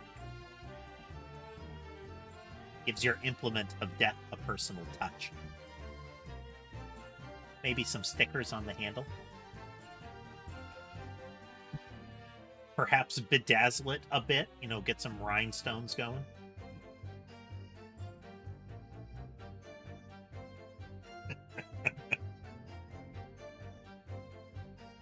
All right, Gumi, thanks for joining us. Hope you have a good evening. Let's see. No, I recall, so the NRA has a television network. Because that's the thing that needs to exist. And I recall one of the programs on it that was showcased by people incredulous that such a network could exist was it was kind of like an arts and crafts meets firing ranges kind of program. So they talked about customizing your magazines for your AR-15. So things like painting them, and the concept of bedazzling your clips. Or is it a clip or a magazine in that case? I think it's a magazine. I thought the clips were the ones that were like kind of like the almost like just the set of bullets that would be fed into it. World War I or II era rifles. I only recall that clip. Actually, I think clip isn't the word for it. I think it's magazine. Anywho, so yeah, bedazzled, like pink bedazzled magazines for your rifle.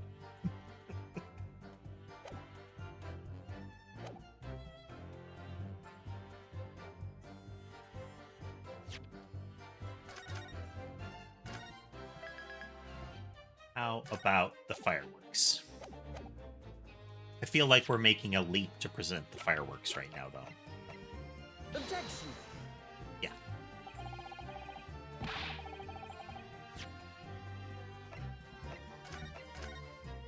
I mean, if the prosecution is allowed to wildly speculate and for it to be considered true, I feel like we should be allowed to, too.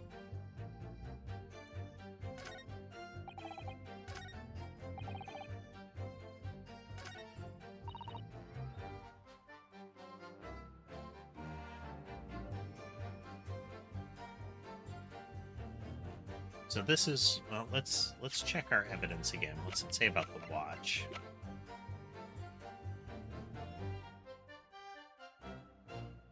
Objection. Wanted to present the definitely not broken watch, but because she had talked about how it was worthless because the guy said it was broken. But I'm guessing it was a cursory glance kind of analysis. What do we got? Thrashing a bit here.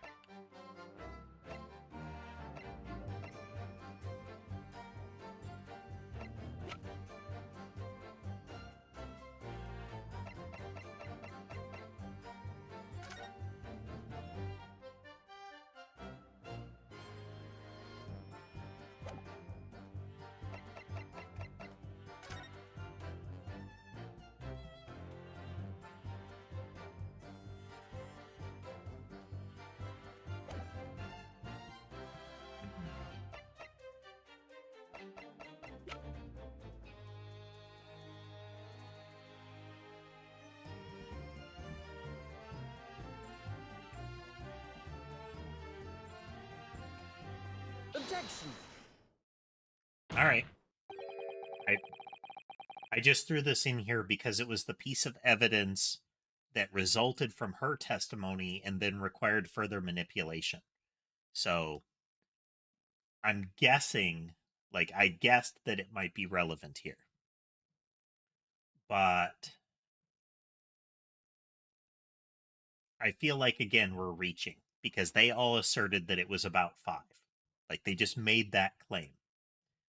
So the watch having stopped, I don't see how that contradicts their claim.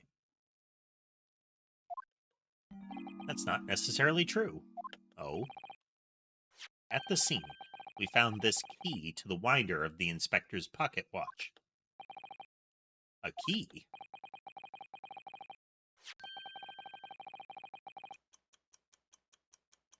And having wound the pocket watch, we discovered that it in fact still works. You see, the watch didn't stop because it was broken at all. And that fact completely undermines one of the most fundamental premises on which this entire case has been built. But how?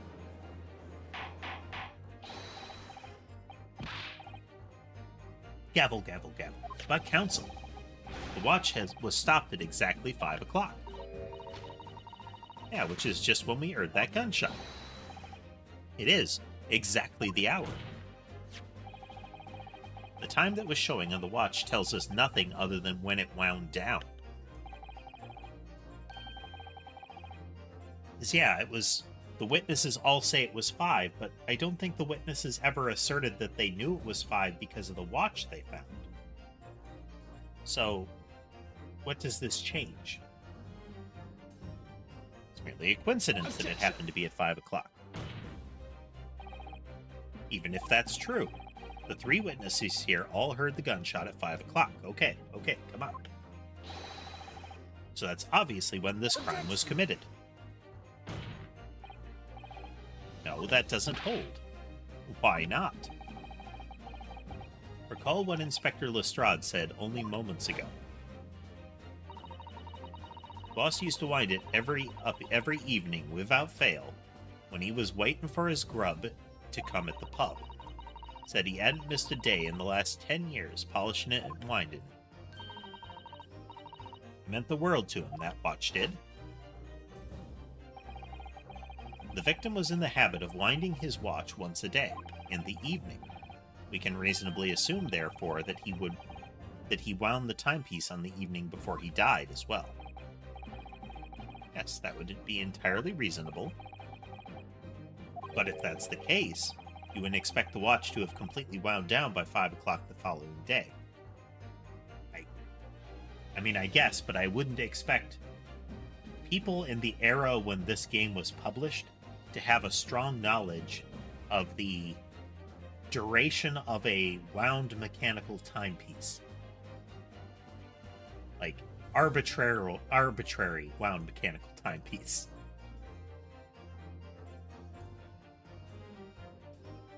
Like, why would we assume that it would last longer than 24 hours? Now, one would hope, but still. In summary, the evening before the day of the incident, when the gunshot rang out in that room, the inspector was already unable to wind his watch. You can't mean... What would stop a man winding his watch if he's been doing in the habit of winding it every single evening for 10 years? The obvious answer is that he was already dead. The path we're getting is tenuous, but the line of like events that they're creating is still solid.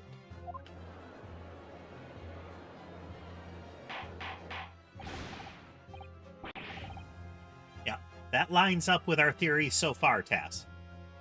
And it's as soon as they mentioned the case, it was very likely he was already dead and transported inside. Which means that the gunshot was very likely the explosives.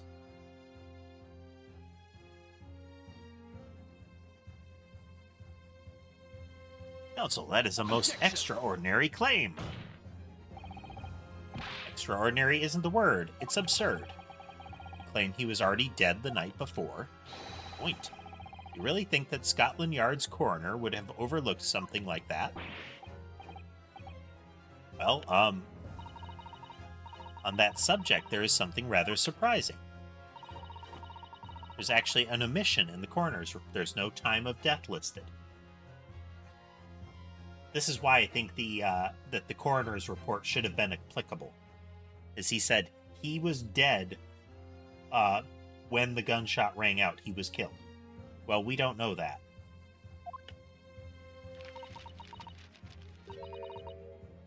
We discussed last time that it would be nice if there was more non-linearity, as if there were points where you could jump ahead if you connected the dots with the right evidence. The time of death is not noted. That's right. Wait a minute, you're forgetting that my legs went from under me when I kicked the door in. What do you mean? Like I said, I planted my hand in a dirty, great puddle of blood. Yes, so the victim's blood hadn't dried. It was fresh. Catches on fast, doesn't he? That blood could have been explained in any number of ways. It could have been put there afterwards. Some fresh blood could have been poured over the victim's body. Does my learned friend think that fresh blood is available on every street corner? Yes. Especially in the UK. It is used in cooking.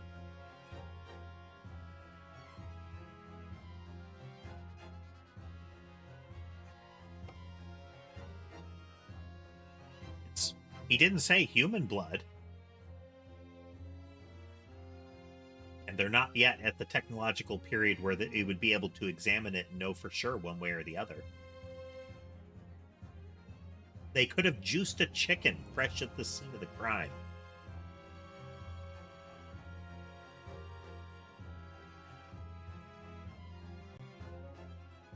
They line up juice boxes that never really took off, you know. Chicken juice, beef juice.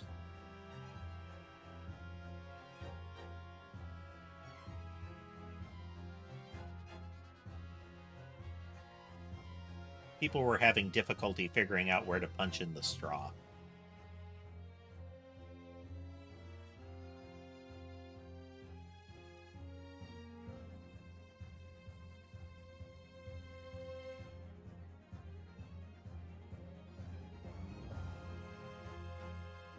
That was an odd thing I saw once. So it's a classic gag or difficulty for some people. That those little juice pouches, they're kind of wedge-shaped little plastic pouches of various fruit juices, and they come with a little plastic straw and a slot in the top that you're supposed to insert the straw through. And because it it tapers towards the top, sometimes it can be difficult to get the straw aligned to punch through. So it's a common gag to show a character having trouble with it, and then another character just easily does it. But I saw a video of someone showing that, like, some people have difficulty, and they just flipped the container over and punched the straw through the flat bottom. Like, here, do it that way.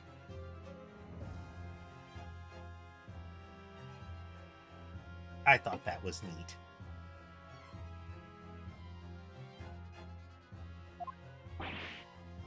Ah. Well, it needn't necessarily have been human blood, of course. They do, like, once it starts rolling, once you get past the sometimes tricky leaps that you have to make to trigger the next point, they do hit a lot of good ones like that. And this game, like the Great Ace Attorney Chronicles, has very regularly, when we stop to talk and speculate about it, the next line concurs with our speculation.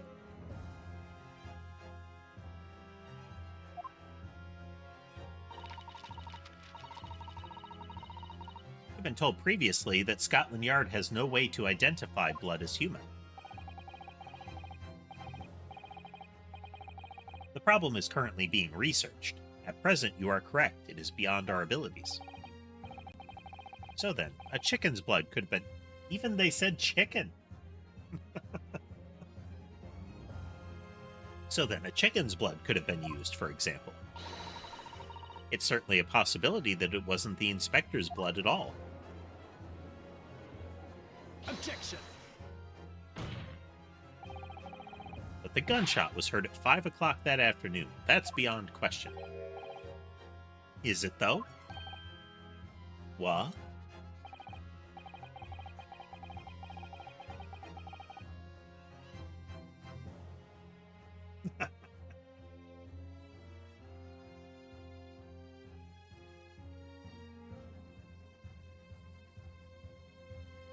Given that the time of death of the victim has already been called into question, it isn't beyond the realms of possibility that what these witnesses heard wasn't a gunshot at all.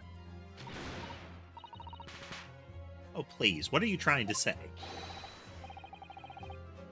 Does Lot know what we heard? And it was a loud bang that came from that there room. Yep, he is the cab driver. Still got the whip. Now you listen to me. A street seller's ears are his livelihood. I don't doubt your ears, sir, but all you can state with certainty is that you heard a noise. Eh? Explain yourself, then, counsel. A noise that sounds like a gunshot could have been made with... Take that! Well, the culprit could have used something like this, for example. Oh, really? A demonstration is in order, then, I feel. What? Yes, please show the court how you could use that to create a noise like a gunshot. We're waiting, counsel.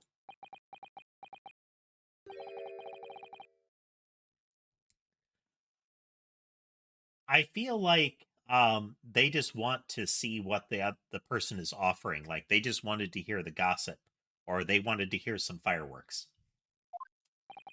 May have been mistaken. Looks like you've been making a lot of noise yourself, Mr. Naruhodo. But...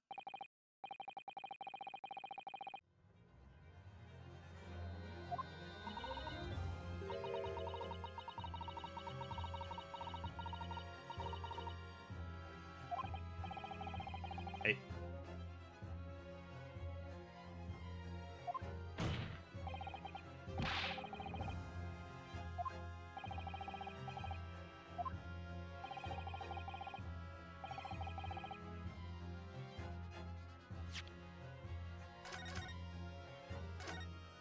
I mean, I should have saved it before doing that, but I felt like that was a really rational conclusion to come to. Like, hey, can you prove it? Yeah, light the fireworks.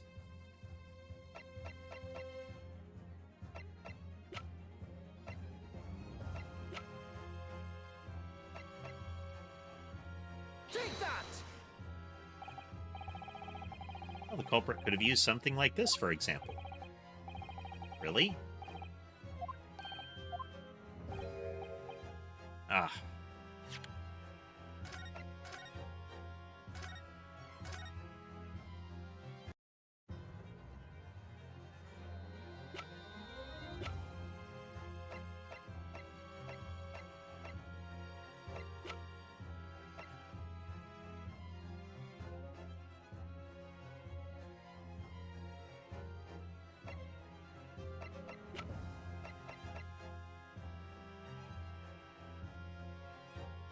Yeah, Tass, it's a gun.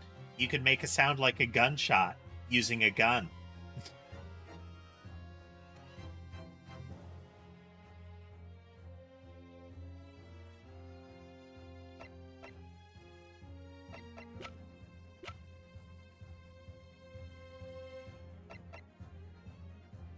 All right. I'm going to jump with... I'm going to make a leap that the board wasn't knocked... No, the board had to be knocked over. Take that! Nope. The board wasn't necessarily knocked over when they said it was, but that doesn't line up.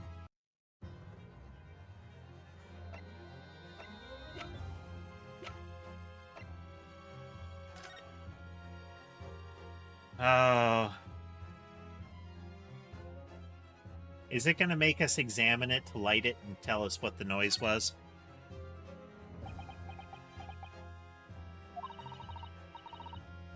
You had an idea, Mr. Naruhodo? You're staring at the end of that string of fireworks. Just that it's the Venus Special. I was wondering what 600 pence worth of fireworks would sound like. Shall we find out? What? But she said it could blow up the courtroom.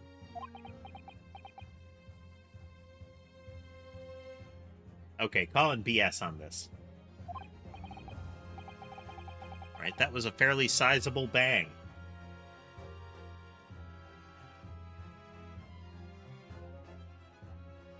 Strongly dislike this.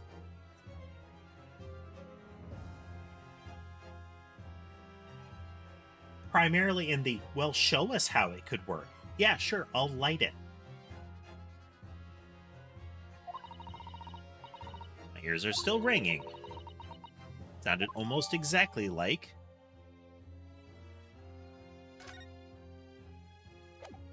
I don't like that. I don't like that they made us do that. Take that!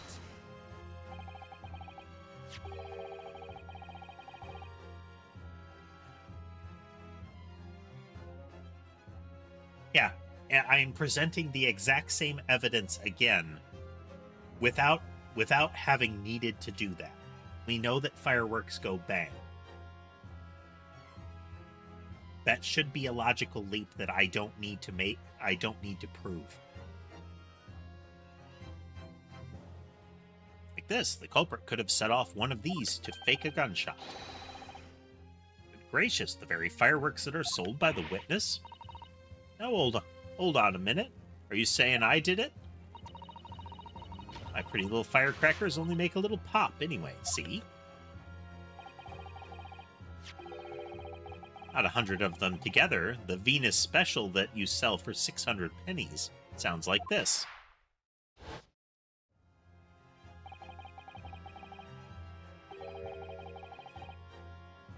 As the court can now attest, it sounds very much like a gunshot, in fact. They knew that because you just did it a moment ago, too.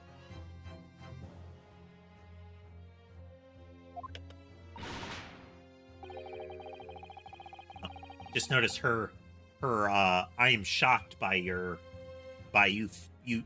pointing this out to me, has her flinch and a bunch of explosions go off around her.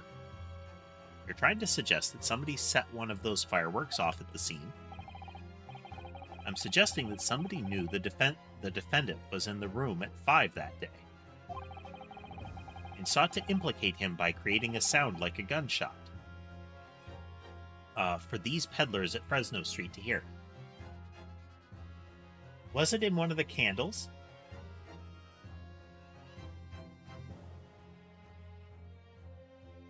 Like, was that why the top of the candle blew off? That it was actually like a fuse at the end of the candle wick or something like that?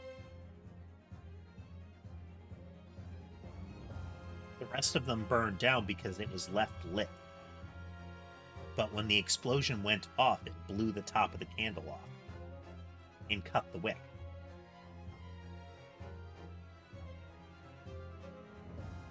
Sought to implicate him by creating a sound like a gunshot for the peddlers on Fresno Street to hear. Like that was the least satisfying leap that we had to make there. Not in that it was a stupid leap. Like, it was a good leap. Like, in fact, it was hardly a leap. It was a logical step to make.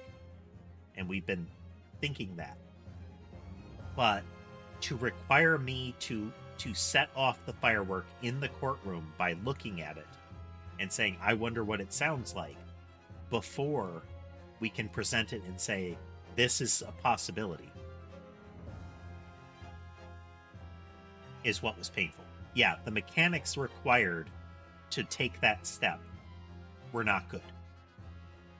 In fact, we shouldn't have had to use those mechanics at all. Even the accused himself has testified that he saw no one else in the room at the time. Whether it was a gun or a firecracker, the only person present to cause that bang was Barak von Zeeks. One whiff of a match and my firecracker goes pop, see? That's why people like them. I fear for your fingers, young lady. Recently, during my time here in Britain, I've learnt of a very useful invention indeed.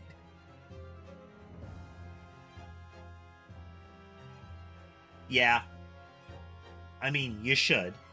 I definitely should have.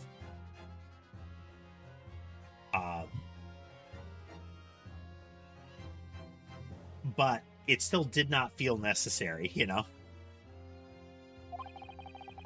Something called a time bomb. Good heavens, a bomb? Yes, a device that allows you to blow up whatever you like, whenever you like. Mr. Naruhodo, I worry that your unfortunate phrasing there may lead to yet another international incident.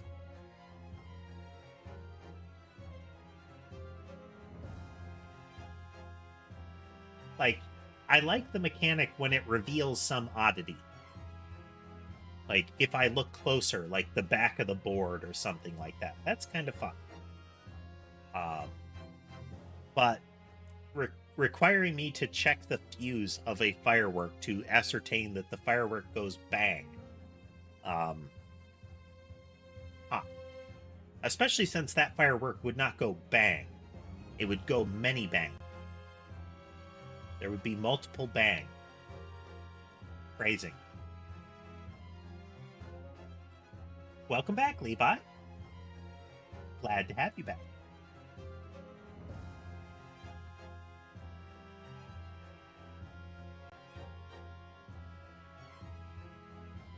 Because that was a string of fireworks. They all would have gone off. Unless they're asserting that they plucked one off the string. No, wait. It's the whenever you like part that's important. A timed device? Yes, exactly. A timed device. Something of that nature could have been planted at the scene. A device that was able to produce the sound of a gunshot long after the culprit had left. Gavel. Your extravagant claim will have to be substantiated with evidence, counsel. What proof do you have to suggest in any way that a timed device could have been employed to create the gunshot sound? First, let me direct your attention to the save files, my lord.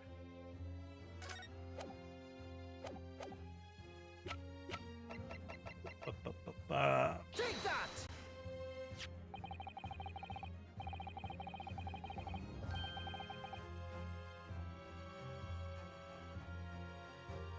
As the court has already discussed, the tip of one of the candles in this candelabrum has been blown off. Indeed, because it was struck by the bullet, which presumably passed through the victim. I don't think that's possible, my lord.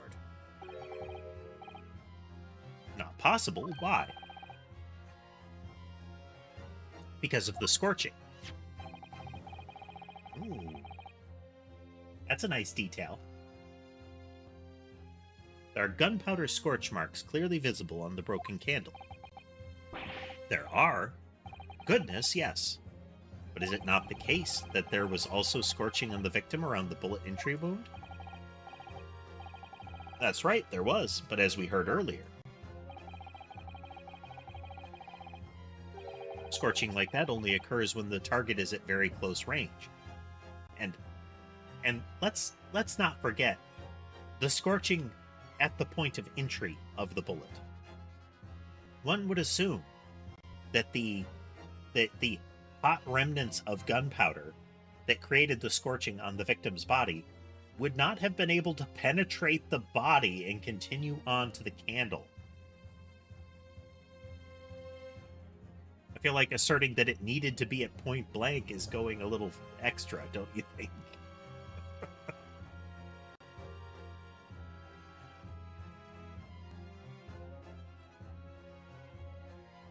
Scorching like that only occurs when the target is at very close range, a matter of centimeters from the gun. Ah. Which means that the scorching on the candle can't possibly be the result of a gunshot. You're suggesting it came from the fireworks? How can that be? The fact that there is such visible scorching on the candle suggests that the fireworks must have been right next to it when they exploded.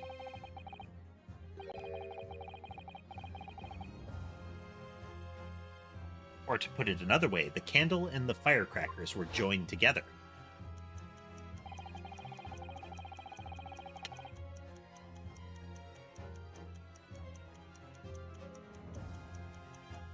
Culprit somehow attached the firecrackers at a point partway down the candle. After the killer had left the scene, the candles slowly burnt down along with the other two, until eventually it ignited the fuse of the firecrackers, generating a loud bang.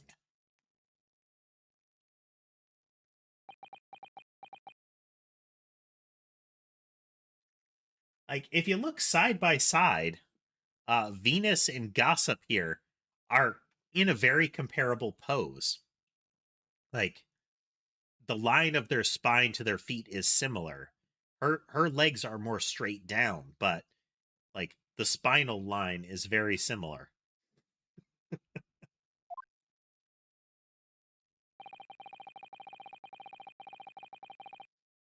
And that is how these witnesses came to believe they heard a gunshot at 5 o'clock.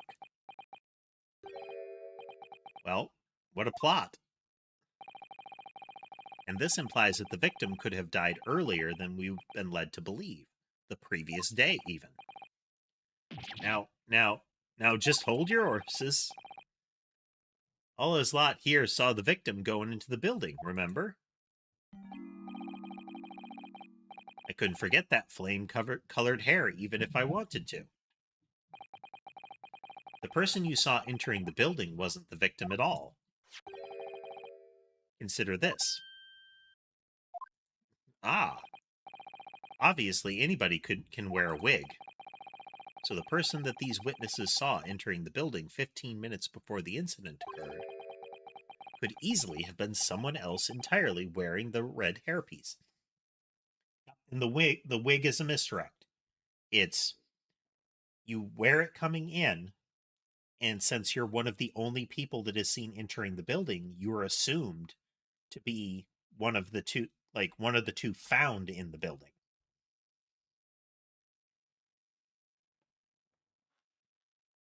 Now the question still is, how does he get out?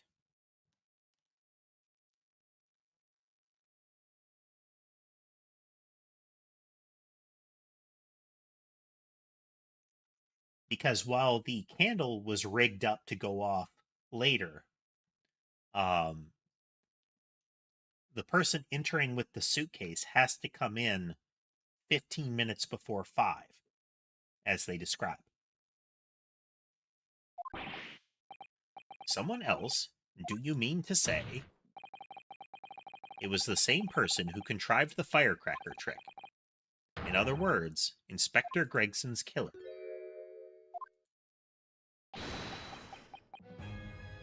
Azuma laughs. Oh, very impressive, Ryunosuke. Azuma? I'm really quite amazed you've come this far.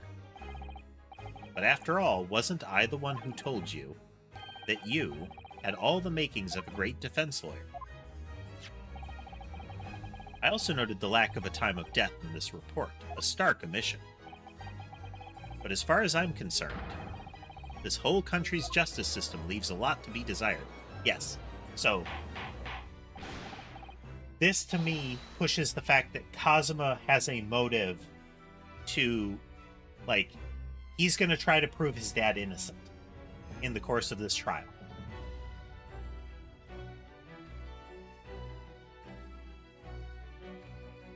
Gavel, gavel, gavel. Prosecutor Asogi, what on earth do you mean by that statement?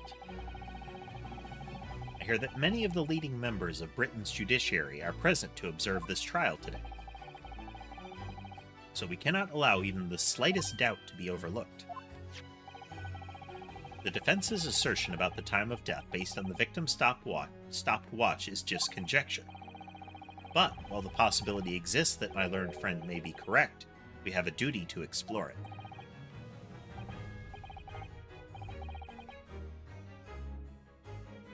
Well, certainly I would agree with you.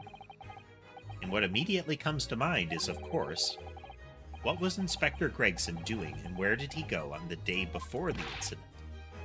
Do you know? The inspector always carries out his investigative work alone. His movements were treated as confidential within Scotland Yard. Even within the Yard? That's not sus at all. What's that inspector do? It's a complete secret. We never tell anybody, but we allow him to enter anything he finds into testimony.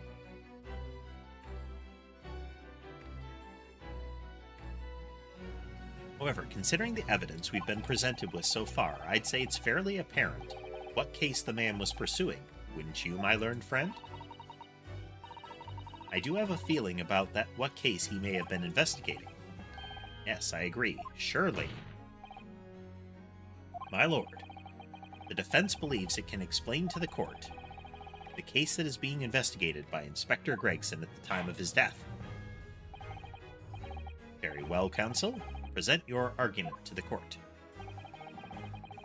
What evidence is suggestive of the case being investigated by the inspector on the day prior to the incident?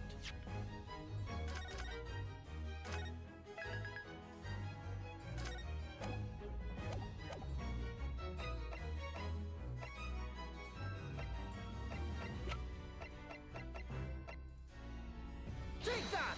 A notice board?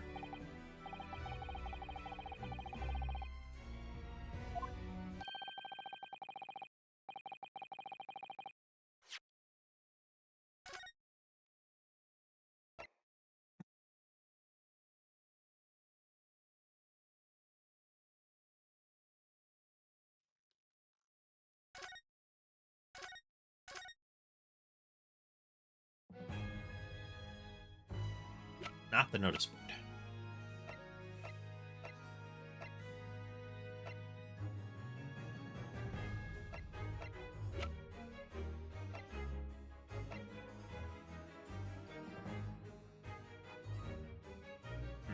Take that!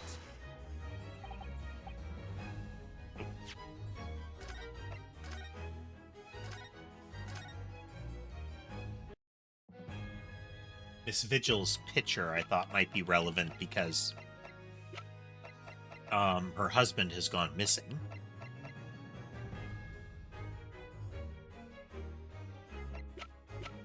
Let's try the wig. Take that! Yeah. The red-haired lady. I believe this red hairpiece points to the answer. We might assume it was part of a disguise used to carry out an undercover investigation. Surely not. Such a brightly colored hairpiece could only serve to make the inspector more noticeable. Yes, that's quite true. It would definitely have made him stand out in the crowd. Except, that is, in a crowd of gentlemen from the Red-Headed League. The Red-Headed League. So, you'd already worked it out. What on earth is this all about? Is there such an extraordinary league of... Cute. Is there such an extraordinary league of gentlemen? The Red-Headed League is currently under investigation for a grand deception. A deception of what nature, Council? They've been targeting red-headed men across all of London and tricking them out of small sums of money. 2 men were arrested for the misdemeanor only yesterday, in fact. Okay, those were the 2 that Sholmes handed over to the police. My lord, the defense calls for those 2 men to be summoned at once. 2 redheads. I won't have people like that in my courtroom. Inspector Gregson clearly infiltrated the Red-Headed League using this airpiece. So it's very likely that he had direct contact with these criminals. It is quite possible that such contact led to more serious events. Gavel. I concur that we cannot in good conscience leave this new avenue unexplored. Well done, Mr. Naruhodo. Well, it's another possible line of inquiry for us at least. The prosecution will make immediate arrangements for the charged men to appear. Bring these 2 Red-Headed League conspirators before me, Prosecutor Asogi. At once, my lord. We mentioned it before early on when we tried out some Remnant 2 on stream, but bring them before me, especially when said to what amounts to a henchman, implies nothing good for the fate of the individuals being brought forth. No, being brought before someone does not imply that you're going to sit down for tea and cookies. Very good. We will have a 30-minute recess. Court is adjourned. Gavel.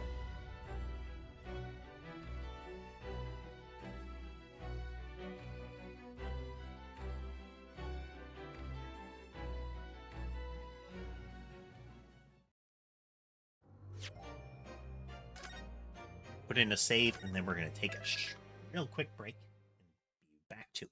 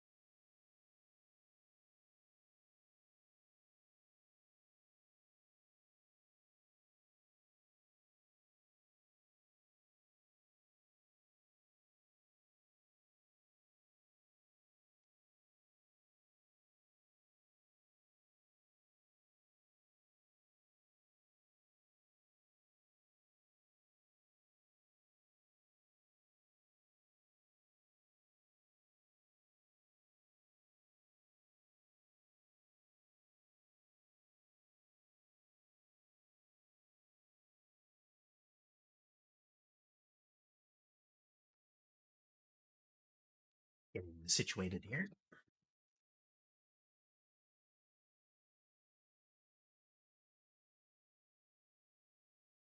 All right. Get something quick here.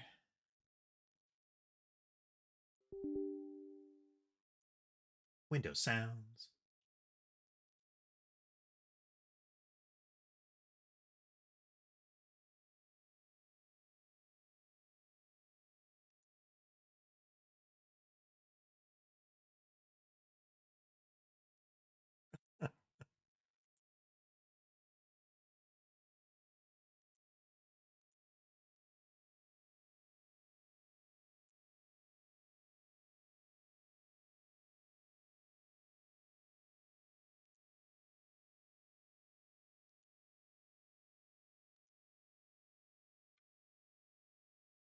Here.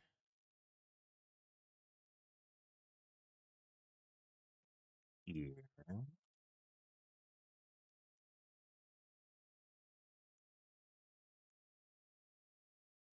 So Gumi mentioned that she had done a sketch based on something that I had mentioned earlier. Just a quick little pencil sketch kind of thing.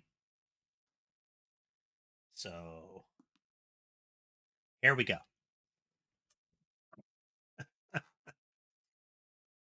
Would be a female presenting gossip with the little the little wink. Ah,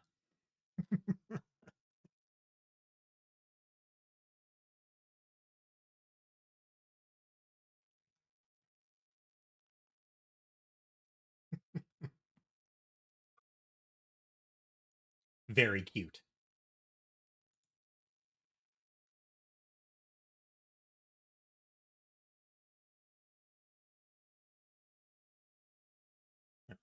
I gotta find a cat.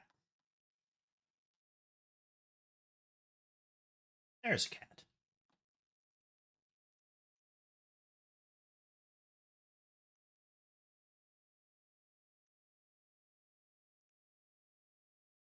Give Sky some camera time.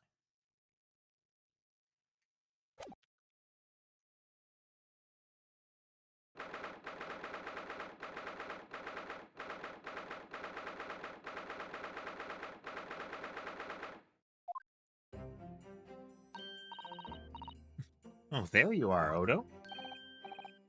What kept you, my dear fellow? Hello, Mr. Sholmes, Gina. You sure about what you said in there? What?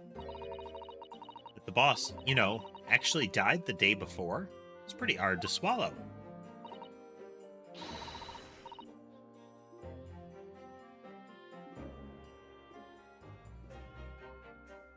Guess I was shocked by the revelation too, Gina.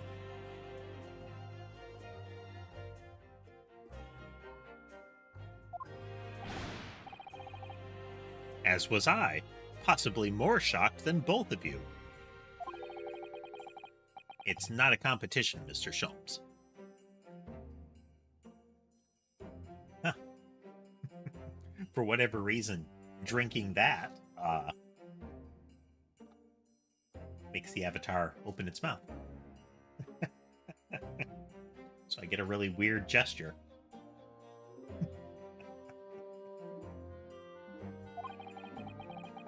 That was more shocked than all of you put together. This is the autopsy report in question, is it? Yes, it's strange that there's no time of death noted.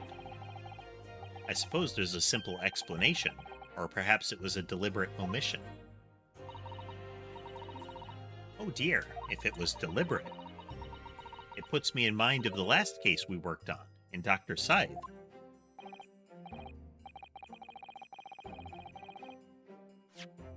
So fun. So there's Dr. Scythe, and apparently the current coroner is Maria Gori. Scythe and Gory. I know. Anyway, it seems that on the day before Lord Von Zeeks discovered this body, Inspector Gregson was investigating the Red-Headed League. so perhaps something happened with them. Come to think of it.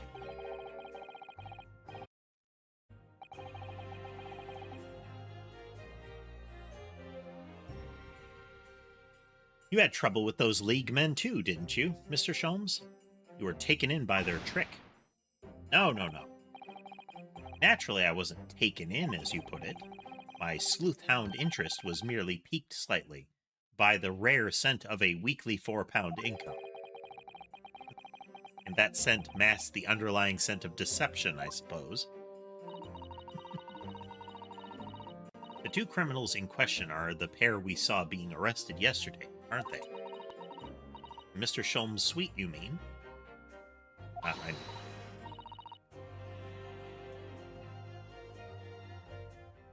That's right, Suze. And it was me what took him in. Thanks to a tip-off by a good law-abiding citizen. Indeed, yours truly.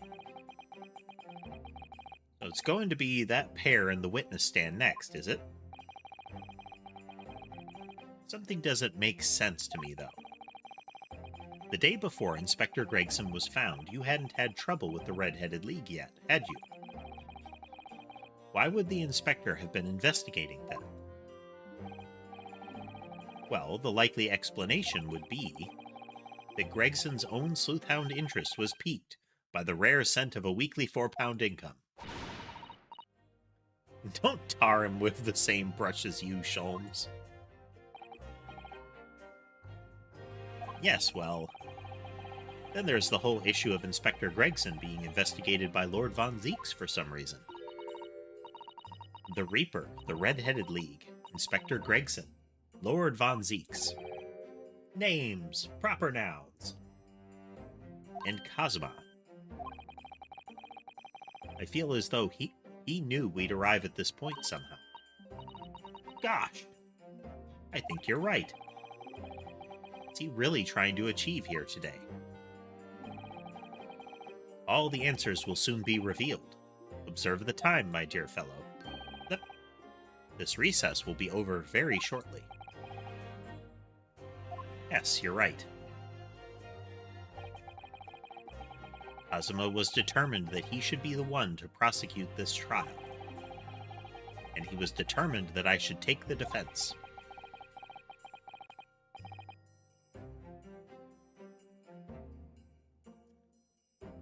Passing by down by my feet.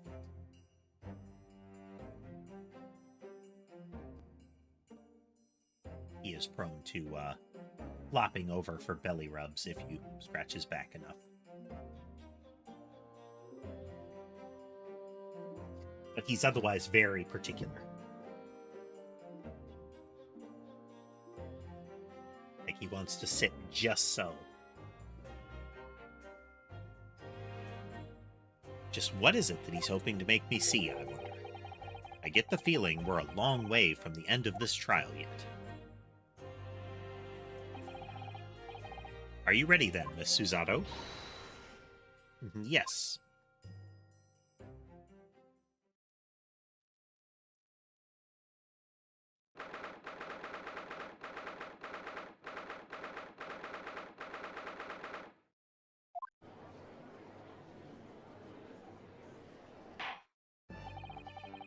In the name of Her Majesty the Queen, I hereby declare this court to be in session again. We resume the closed court hearing of Barock von Zeeks, here present, who stands accused of murder. Now then, Prosecutor Asogi. Aye, Lord. Have you summoned the witnesses as requested? Yes, the two members of the Red-Headed League who planned and carried out the deception. They arrived not long ago from the local prison by police carriage. Very good. Bailiff, usher the two men into the courtroom.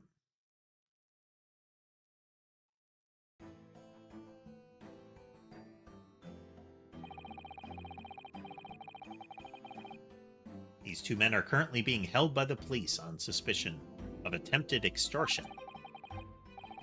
You may omit your occupations, but state your names now for the court.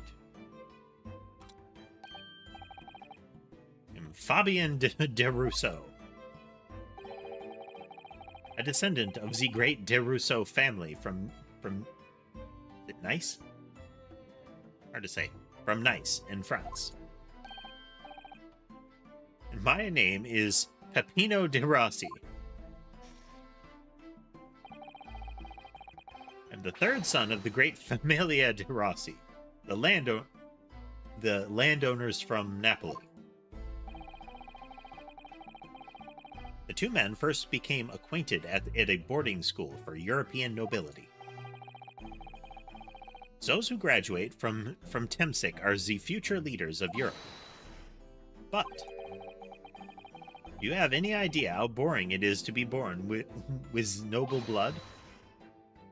Lore, I make it my mission to get the better of the world by employing the little gray cells of my brain. That is all I'm trying to do. So that's the only reason for this whole great deception you've been carrying out? Wait. You could say that. Not bad, eh? Hey? Suddenly a little bit of ooper there. He has the grand ideals, but the petty plans. The strange combination is the charm of the hilarious brothers. Wah, wah. See, Capo?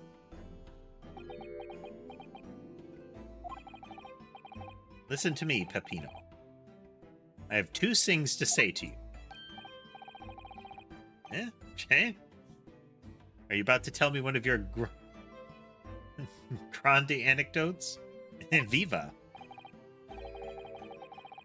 Firstly, I want you to stop calling me this Capo. And secondly, you're not the hilarious brothers. This is serious business. Gee, hello. There it is, the Capo's trumpa card. The furrowed brow. It is deep, huh, Capo? The furrow and the meaning of your words.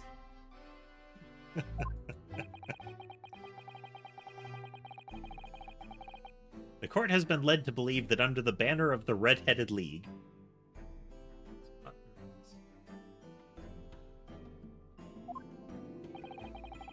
you have conspired to swindle money from unsuspecting members of the public. Is this true? Oui. I don't know that one. There's little wiggly accents all over that one. What exactly was the nature of this deception by which you planned to defraud? Laura, I will explain it. No, Capo. Leave it to me. He's a happy little guy. No, the little bouncy chubby guys that they've been showing are very cute. As you see, we both have the vivid red hair, no? At school, we were teased for this without pity. The Capo here, he was many times behind the schoolhouse, crying like the Trevi Fountain. Those dogs, one day the world will respect us, redheads. Every night he would bury his head in a pillow. It's bien, Peppino. Enough. I will explain the rest. The first step was the newspaper advertisement. About 1 week before the plan was put into operation, we listed the same notice in every paper in London. Yes, we saw that notice. It was this one, I believe, entitled To the Red-Headed League. Oui. I'm honored that you have seen it. It states that the only condition for joining the League is having flame-colored hair, and that if you satisfy the interview panel and are admitted into the League, you could receive a weekly income of £4. On the date specified, red-headed hopefuls gathered in droves at a park specified in the advertisement, and from each person present, the pair took an application fee of 5 shillings. and with the money to France. It was a plan most elegant, non? None? No? No, it was most dishonorable. But to be frank, I'm stunned anybody was foolish enough to be taken in by such an obvious trick. I kind of wish, when he said that you could see Sholmes in the gallery. Like, having crept in with the judiciary so that he could look offended. The park was described by one witness as choked with red-headed folk like a coster's orange barrel. The day on which all these men gathered to apply was the day before the victim was discovered. Crucially, these two men spoke face to face with every single person present that day. I have seen more red-headed people in one day than I will see in the rest of my life. See, and now every time I see the capo's hair, I feel sick to my stomach. Anyway. Why have we been summoned here today? Sorry. The date for our trial was not until tomorrow, I was told. Naturally, neither of these men have been told any details about this trial. They have only been shown this photograph. Very good. Gavel. So, Mr. de Rousseau and Mr. de Rossi, you will now give your formal testimony for the court. On the subject of the gentleman pictured in this photograph. Of course, we're always ready to help with the law. Oof.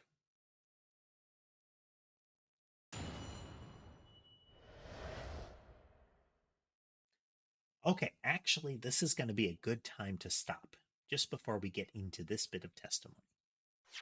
It is clear that we have a ways to go in this trial yet. So we will be picking up again later this week.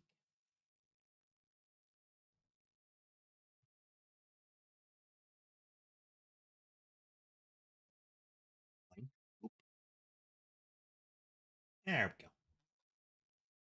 But yeah, it's good time so far. I'm enjoying the narrative and the flow of events, like what they say has happened, actually happened, is cool in this one.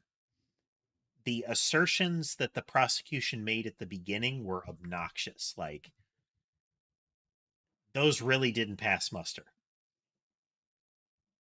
And at least one of the things we had to do was, it was silly that we had to do it, that we had to examine the fireworks in order to assert that maybe they could make a gunshot-like sound. In the same vein that when presented with the gun for a gunshot-like sound, they did not have a different thing to say. Like, presenting the weapon that was fired should have had them say, yeah, we know. We're saying that was what set it off too. As opposed to, oh, prove that it could make a gunshot sound, you know? But otherwise, it's continuing. It's looking good.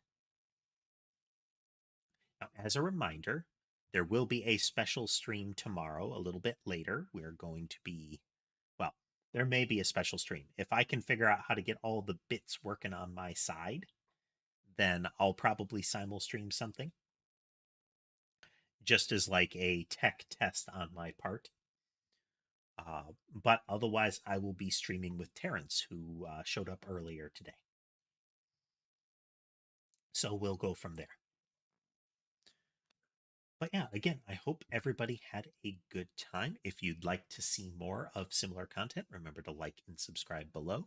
There is also a link to my Linktree, which includes things like my Discord, my Patreon, and my Coffee. So I hope everybody has a good rest of their evening, and I will see you again later this week.